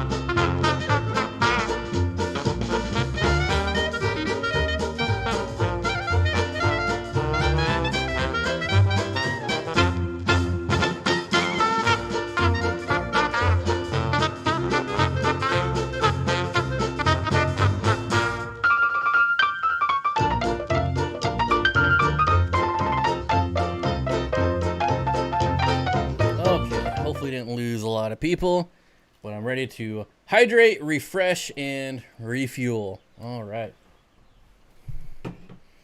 Gonna finish out the last half hour strong. Quick, while Bob's gone, change your water. Don't run with the scissors. Look at the bent baby shrimps. All right, Gary, thank you for the $5 super chat. I appreciate it. I really do. I've done blanched zucchini and peas. My mystery snails love the zucchini. That they do. but also seem to go after my scarlet temple plant. Anyone experience this? Is it the scarlet temple plant from like Petco that's not really like an aquatic plant, but kind of is, but really terrestrial? Anybody have a problem with scuds eating their plants? I have never seen that, Mandy. Not saying that it doesn't happen, but Bob went to water change himself. That is very true. That is very accurate. Very accurate. That's kind of funny. Kind of funny. That was super fast. Well, I kind of been holding it for an hour, so. Scud fights are fun to watch also. Yes, they are super fun. So you have like these like C-shaped little critters fighting, and they like spin around. It's pretty cool. Like, scuds are just awesome. Come on, buddy. Come on. This is what I get for getting up. All right, come here. All right, hey, buddy. All right, what did I miss? Did I miss anything? This shindig is really jumping now. My clown plecos don't seem to like anything but acorn squash. I wonder if it's like... if they probably just love it more than anything else and are stubborn and would rather like starve out. I don't know, probably one of those scenarios. I use Daphnia as they live in freshwater so they do not pollute the water when not eaten. Well, I mean, sure, I get it. My betta named Mario seems to like mushrooms. Ugh, mushrooms. Ugh. Steenfott, I got the plant from the Aquarium co-op. Okay, I was just curious because, hey, nice schnoz, buddy. Petco has a plant called Scarlet Temple that they sell in their aquatic section that is not an aquatic plant. So I was just curious. So you got the real Scarlet Temple. What? Scuds fight? So it's like dinner and a meal? It's super fun, I'm telling you. You could probably find videos of it on YouTube. Don't go look now. Don't leave the stream. But after the stream, you could probably search for it on YouTube. Steenfott Aquatics, you don't have to answer if you don't want to, but have you ever done anything with Joey, the king of DIY? I'm interested if you'd go on his podcast if he asked you. Just curious. I don't think I've ever done anything with Joey. I mean, I know I haven't. I haven't talked to Joey since the last aquatic experience I went to. And I don't know if I'd go on a podcast. They're kind of fun, but they're kind of not. So I don't know. Obviously it would be great exposure, but I don't know. I feel like I'm not really like an expert on any one thing. And so could I like hold down a podcast for that long? I don't know. It's the same thing when like clubs ask me to come and like, obviously this is pre-CV times. But I used to have clubs like, email me and like, hey, can you come give a talk? And I'm like, about what? Like, what am I an expert on that I could give a talk on? Nothing. Like, I would be the expert at average fish keeper Joe. Like, I'll give you a talk on how to be an average fish keeper because that's what I am, an average fish keeper. Like, I don't really nerd out about like the super duper science part of it. So I don't know. My cats water change my tanks for me, and some reason they prefer tank water over their water bowl. I wonder if they like warm water over cold water. Could dwarf chain loaches prevent plecos from breeding? I feel like they're spastic enough that they could cause enough stress. Not enough stress to like do any permanent harm to plecos, but they're probably constantly zooming around enough to where they're causing enough stress to where they don't want to breed. I could see that being a possibility. Can nitrates cause dropsy in my goldfish? I think so. Absolutely. I think high nitrates can cause a myriad of issues. To be honest, we all just want to be average fish keepers. Yeah, I mean, I don't know. Like, I know a lot about rainbow fish, but like, if you're going to have a rainbow fish expert, just go talk to Gary or, there's way bigger, those are like real experts I just know a lot from reading, but they know a lot from reading, and they have the experience. Yeah, but I feel like you have such a great general knowledge. You don't give yourself enough credit. I mean, I'm definitely not a dummy. I mean, let's not go that far. I'm a dummy about a lot of things, but definitely not fish. But I wouldn't consider myself, you know, like a lot of these speakers. I don't even know why I'm comparing a podcast to speakers, but I just do. To me, it's kind of like the same thing. It's like when I went on Randy's podcast, I was like, well, what are we going to talk about? And kind of my whole goal of going on his podcast was to derail him. He had like this whole list of topics, and I was just like, I constantly was trying to derail him, and it worked. And so that was kind of fun. But I don't know what I could fill like an hour talk with, or 45 minutes. Like, I don't know. Now who's messaging me? Who's ever messaging me right now? Holy crikeys. I have multiple messages. Oh, look. It's Corey. How dare he? Me dummy. Yep. Do a talk on water changes. Oh my gosh. Doing a talk on water changes at a fish club is probably the last place I want to do that. There's a lot of people, at least in the Seattle Fish Club, that really like to be know-it-alls. And it's very disappointing. I don't know. They always... It's not even in a rude way, but it's more like, I'm going to ask a question just so this person knows how smart I am. You know, it's just like, get over yourself, buddy. You're consistently keeping up with a 2-hour stream, so I don't know, man. You'd be great. We talk about so much random crap. It's a 2-hour stream on a fish channel with probably 30 minutes of fish talk and 30 minutes of food talk, and I don't know. Bob, you're not dumb. Oh, thank you, John. I appreciate it. You are ignorant on some subjects, but not on fish. Dumb is like stupid and cannot learn. Ignorant is untaught and unlearned. I definitely don't think I'm dumb. I'm probably ignorant, but ignorant now has kind of like a lot of negative connotations. Like people use it in a negative way, which is not. It's not a negative word at all. But people are just looking for excuses to get angry these days, I tell you. I only watched the first one. I couldn't watch any more. That's just Seattle. I call them Seattleites, but for sure. The Seattleites, they definitely have stick in the mud syndrome. Man. I could do a 1-hour talk about Seattle for sure, and how it's a real S-hole. It's a crap hole. But anyways, Steenfott Aquatics, imagine if Corey goes on there, the internet would probably crash. Boy. Maybe you could do a pie podcast. I like doing the podcast with Jimmy. Granted, we only did 2, but it was just random. It was random stuff. Like, other than Aquarium Co-op, where are good places to buy fish and fish stuff that Aquarium Co-op doesn't sell, since your site isn't up? Well, they don't sell fish. It's been so long. Like, honestly, where else would I buy fish stuff? I hate to sound, I don't know if it's not arrogant, or, oh god, I hate that word too. Honestly, I don't really have to pay for stuff anymore, so I don't really shop around anymore. And I hate the way that sounds. I really do. But I'm fortunate enough to have a large enough YouTube channel where I can pretty much get, anything for free. And like I said, I hate the way that sounds, but it's just the truth. So I don't really shop around anymore. I don't really know, like, what are the big, are there any other big, like, websites?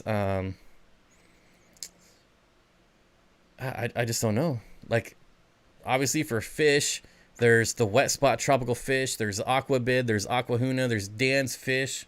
If you're looking for like some good quality rare stuff, Dan's Fish is the way to go.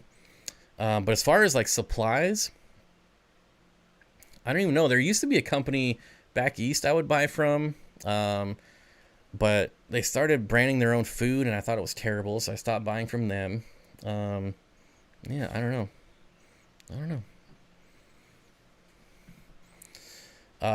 I guess that would be a better question to ask in chat.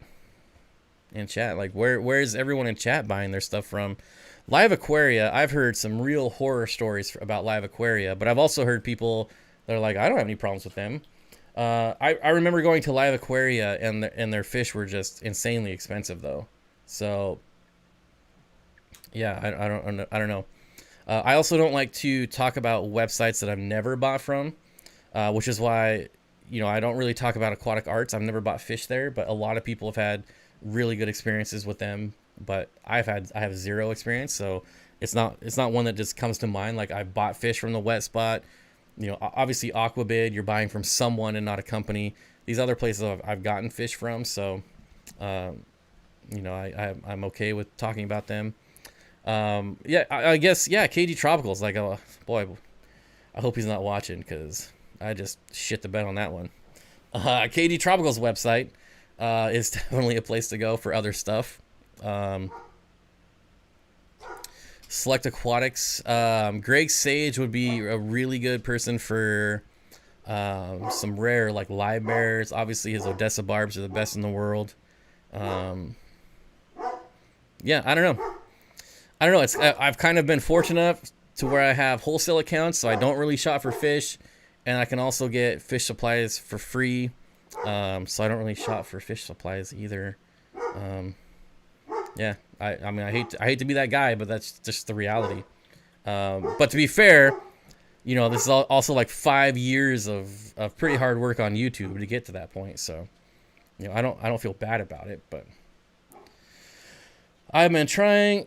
Oh gosh. Well, good thing you weren't here last week, because last week I really did a number on you last week. Holy smokes.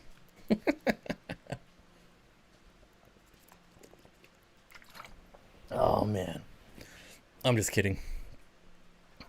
Bob's busted. I know. My face turning red. I'm so embarrassed. My dogs are now going crazy too. Yeah. That's the one thing I hate about this weather is, like, people seem to think just because it's nice out, they need to go walking around in the neighborhood. Get my dogs all worked up.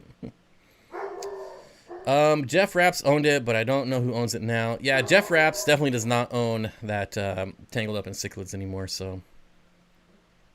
That place was always pretty expensive too, but you were getting, like, you knew you were getting what you were ordering. What else? Thank you for answering. I kind of put you on the spot.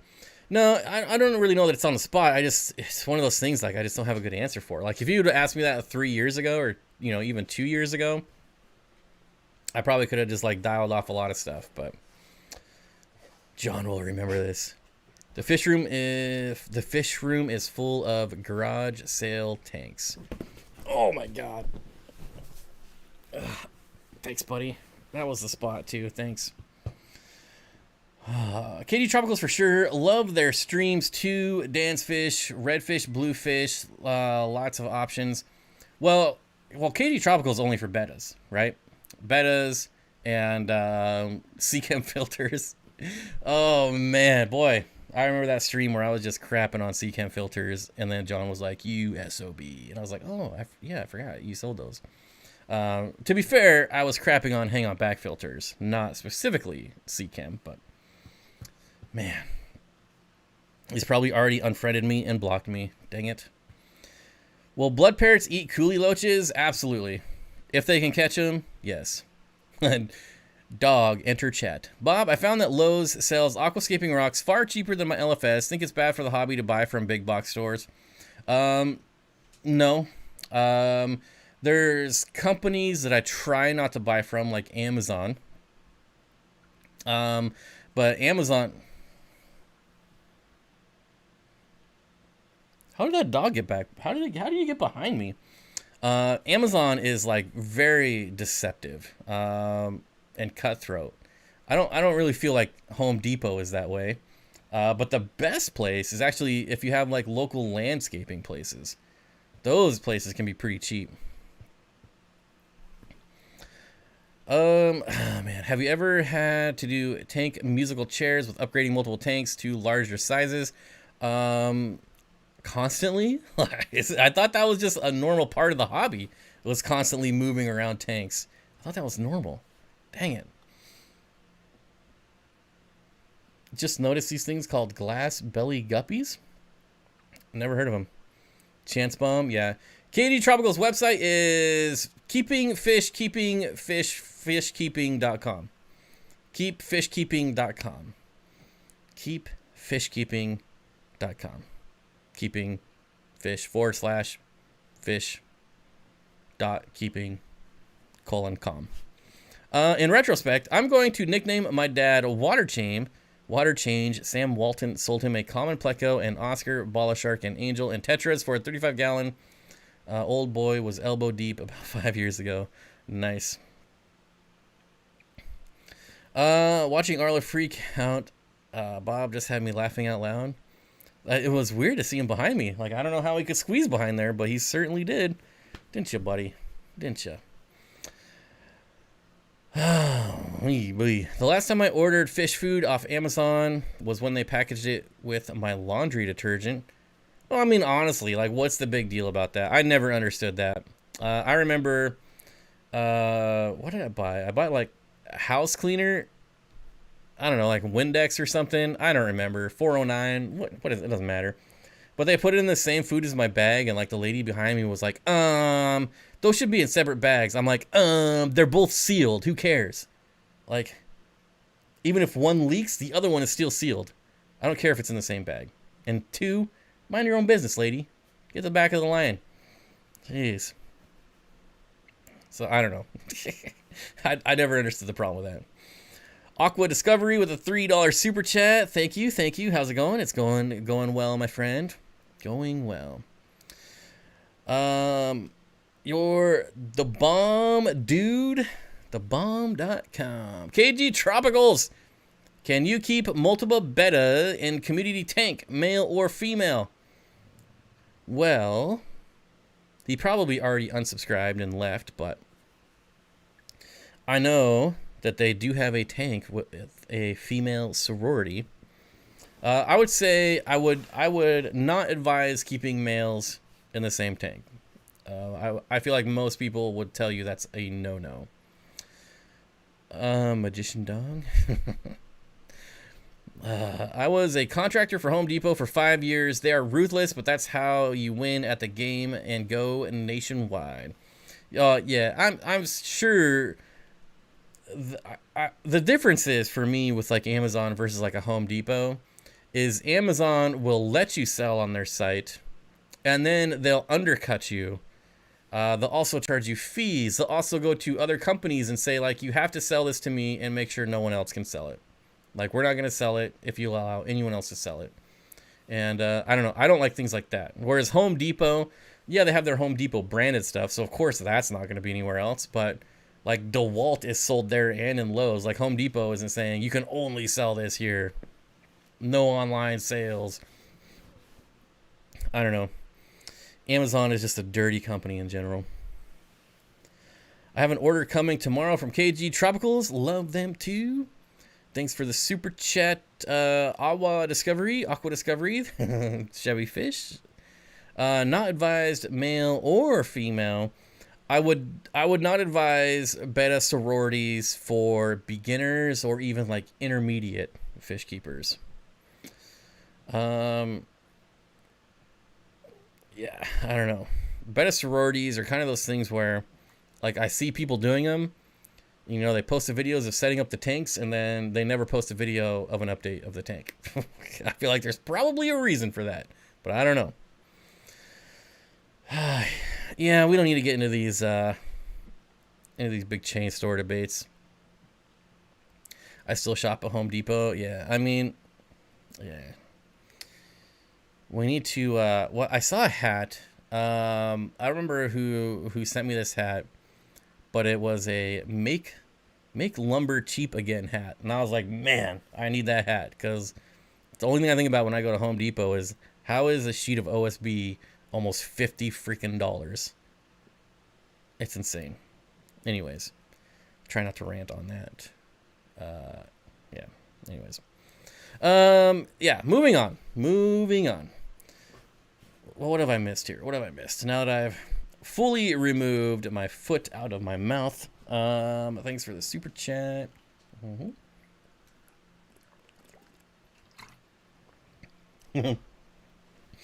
I will say, Darren, that is one of the... maybe it's the 13-year-old in me, but every time I see Menards, it just makes me laugh. It's like, Menards! I don't know. Whatever. I'm stupid. But you gotta shop somewhere. Yep. Please what? I saw that hat. Yeah. Struck gold. My dad had a ton of leftover lumber to build my stands this weekend. That is definitely, anytime you can find lumber these days, you gotta scoop it up. You gotta. Boss Hog, what's up, buddy? With the $20 super chat. Thank you. I appreciate it. Yeah, take out a loan. I gotta take out a mortgage on my house for this OSB. Oh, man, it's ridiculous. I gotta think, like, they're still building like tons of houses, at least in my area. Like, I mean, the price of houses on new houses has got to be like skyrocketing just from the price of lumber. Freshwater clams, are they a thing? They are certainly a thing. They can be harmful to fish, so just keep that in mind. But there are definitely freshwater clams. I have a video of them on my channel somewhere. You might have to dig deep because only like 2 people watched it, but it's there. T-Shot with the $2 super chat says, good stream tonight, Bob. Catch you on the next one next week, bud. Peace out, buddy. Thanks for the $2.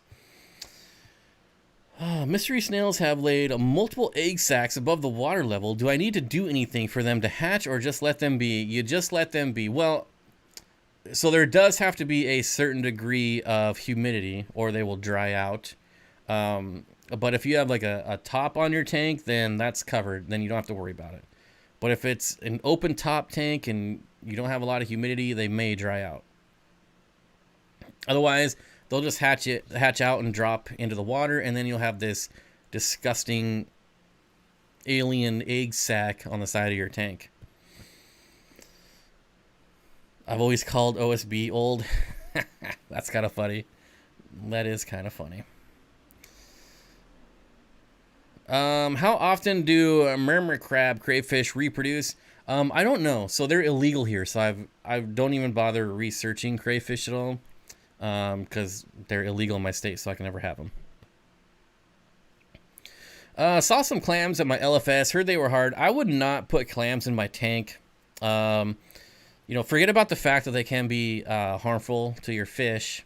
Outside of that, if I didn't have green water, I would never do clams. They're really, really hard. They're filter feeders, so they get their little whatever thing, and they send it out. They'll be buried in the substrate. They put their little antenna up there and try to, feed out of the water. And if you don't have green water, in my experience, they just die off. Almost 250 likes and almost 300 people here. I think we can get 8 more likes. Maybe just 8 more. Son of a quack, they die quick, not worth it. And a lot of them are overpriced.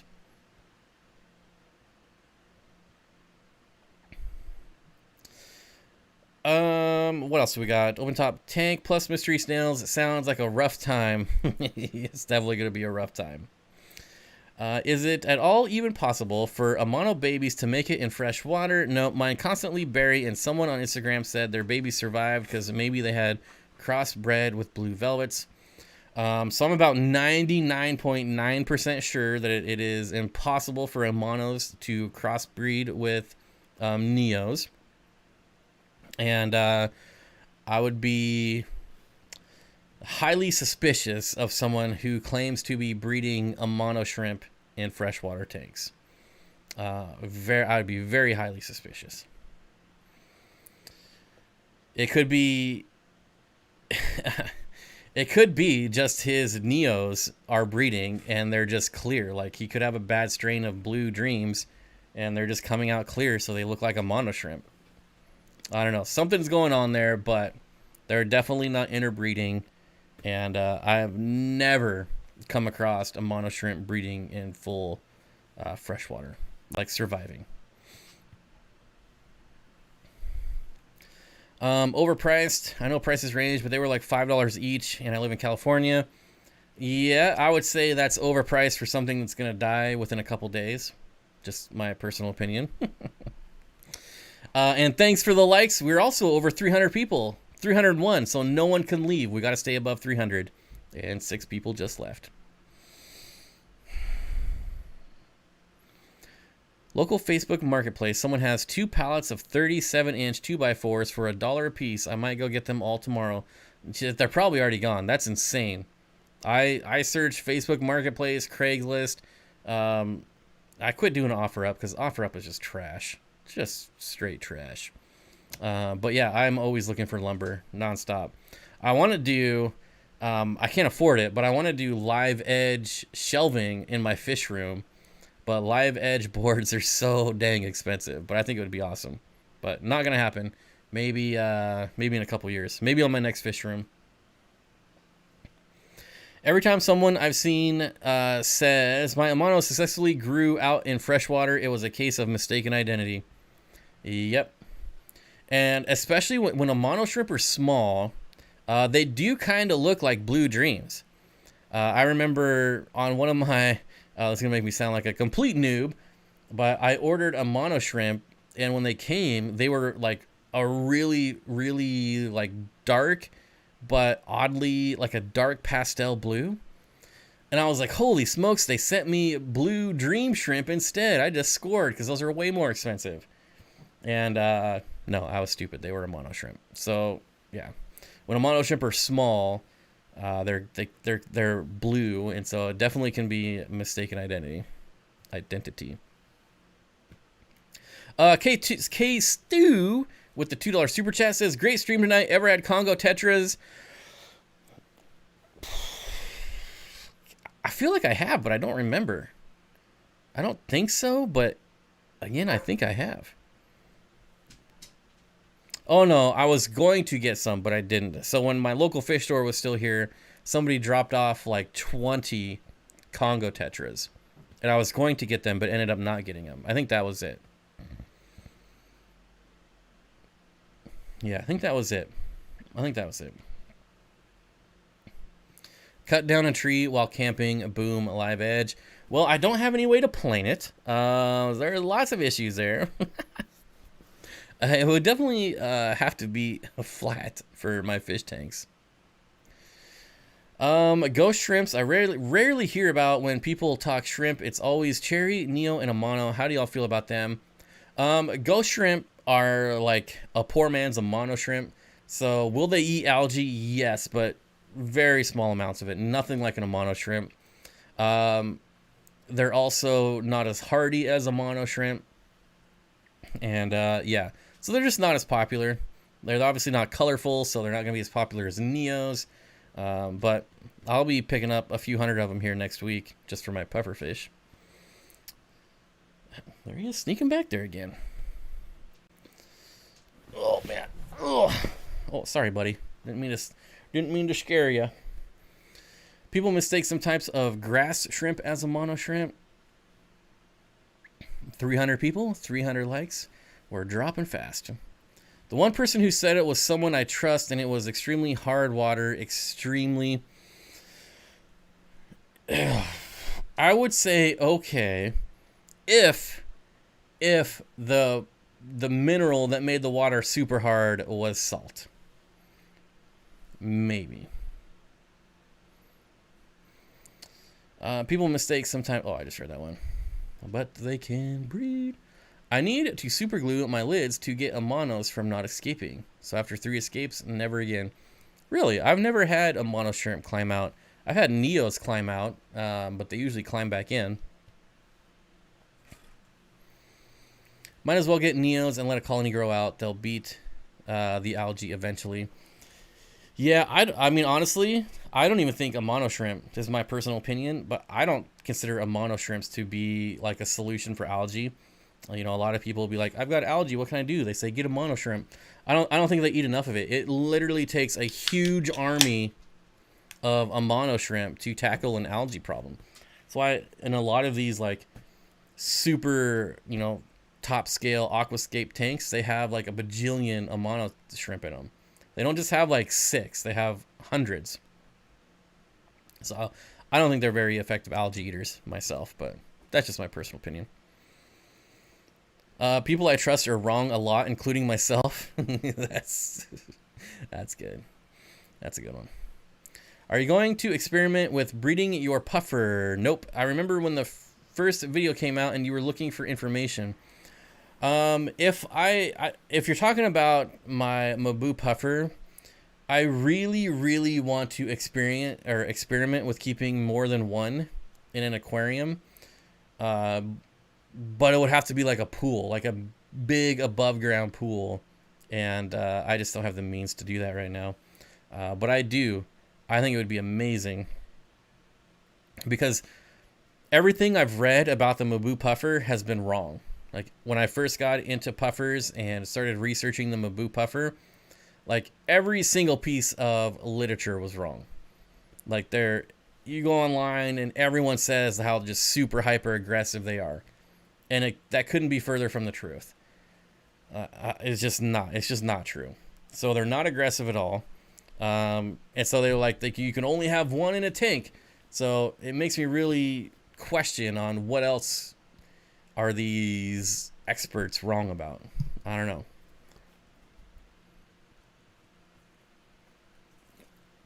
Son of a quack. See you later, buddy. Thanks for stopping by. My monos eat my plecos food.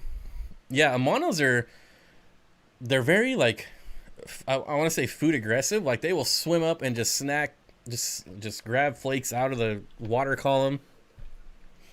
And if they're doing that, they're certainly not going after any type of algae if they're just eating all your fish food. I like ghost shrimp. It's fun to explore all the areas of your tank and find them since they don't stand out. Yeah, I really do love ghost shrimp too myself. And honestly, if I could breed them, I would probably keep them. But I would much rather just have a colony of Neos that I could breed and sell. Bob, any other fish from Madagascar other than Madagascar rainbow fish? So yeah, there's a lot of well, I'm not going to say a lot, but there's definitely some cichlids coming out of there. I want to say like the bleaker eye, but I might be wrong. But there is actually a cichlid called the Madagascan or the Madagascan cichlid, something like that, that's out of there. So there are a couple cichlids in that area. Can monos cohabitate with ghost shrimp with any issues? So monos will kill Neos, so depending on the size of ghost shrimp, I would probably assume that they can go after they would go after ghost shrimp too. Mabus can definitely be aggressive, just like other fish. OFR try to keep two in the same tank and then separate them. Well, I could definitely see how they would be like conspecific, aggression. I would like to try Mabu's, Mabu 1 with like maybe Amazon puffers. Like are Amazon puffers small enough to keep with Mabus maybe? Or like 200 pea puffers with Mabu puffer might be kind of cool. I think Amanos are spunky buggers. I agree.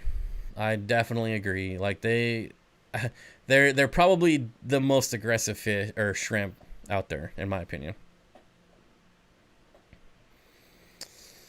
You can do it, Bob. I heard ghosts are easy to breed, and I'm trying to breed them.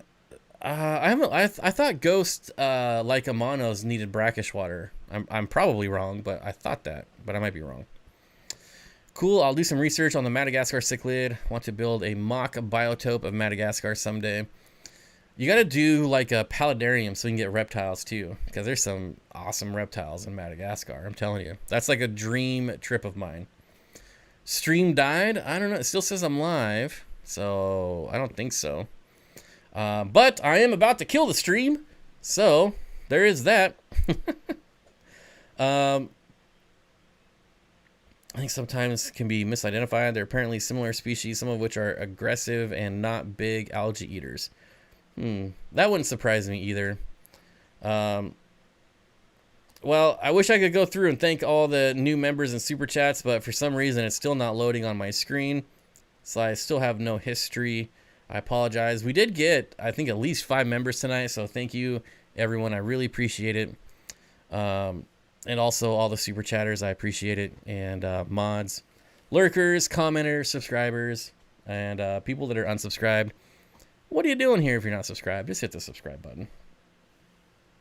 But this was a fun stream. I hope some people got some value out of it. Mantellas and rainbow fish, that would be awesome. Whew. I don't think mantellas are the best swimmers, though. I have seen some drown. But I think if you set the tank up right and gave them lots of areas to climb out of the water, that would be pretty cool. But anyways, I think it's time to go. And it was pretty fun, so I appreciate it. Always fun hanging out. This guy, ooh, he's like a sleeping cat. Like, even though he's awake, he's still just like all like, he's just limp. This guy is so funny. Look at him. He's just like, ugh. What's wrong with you? Get off of me.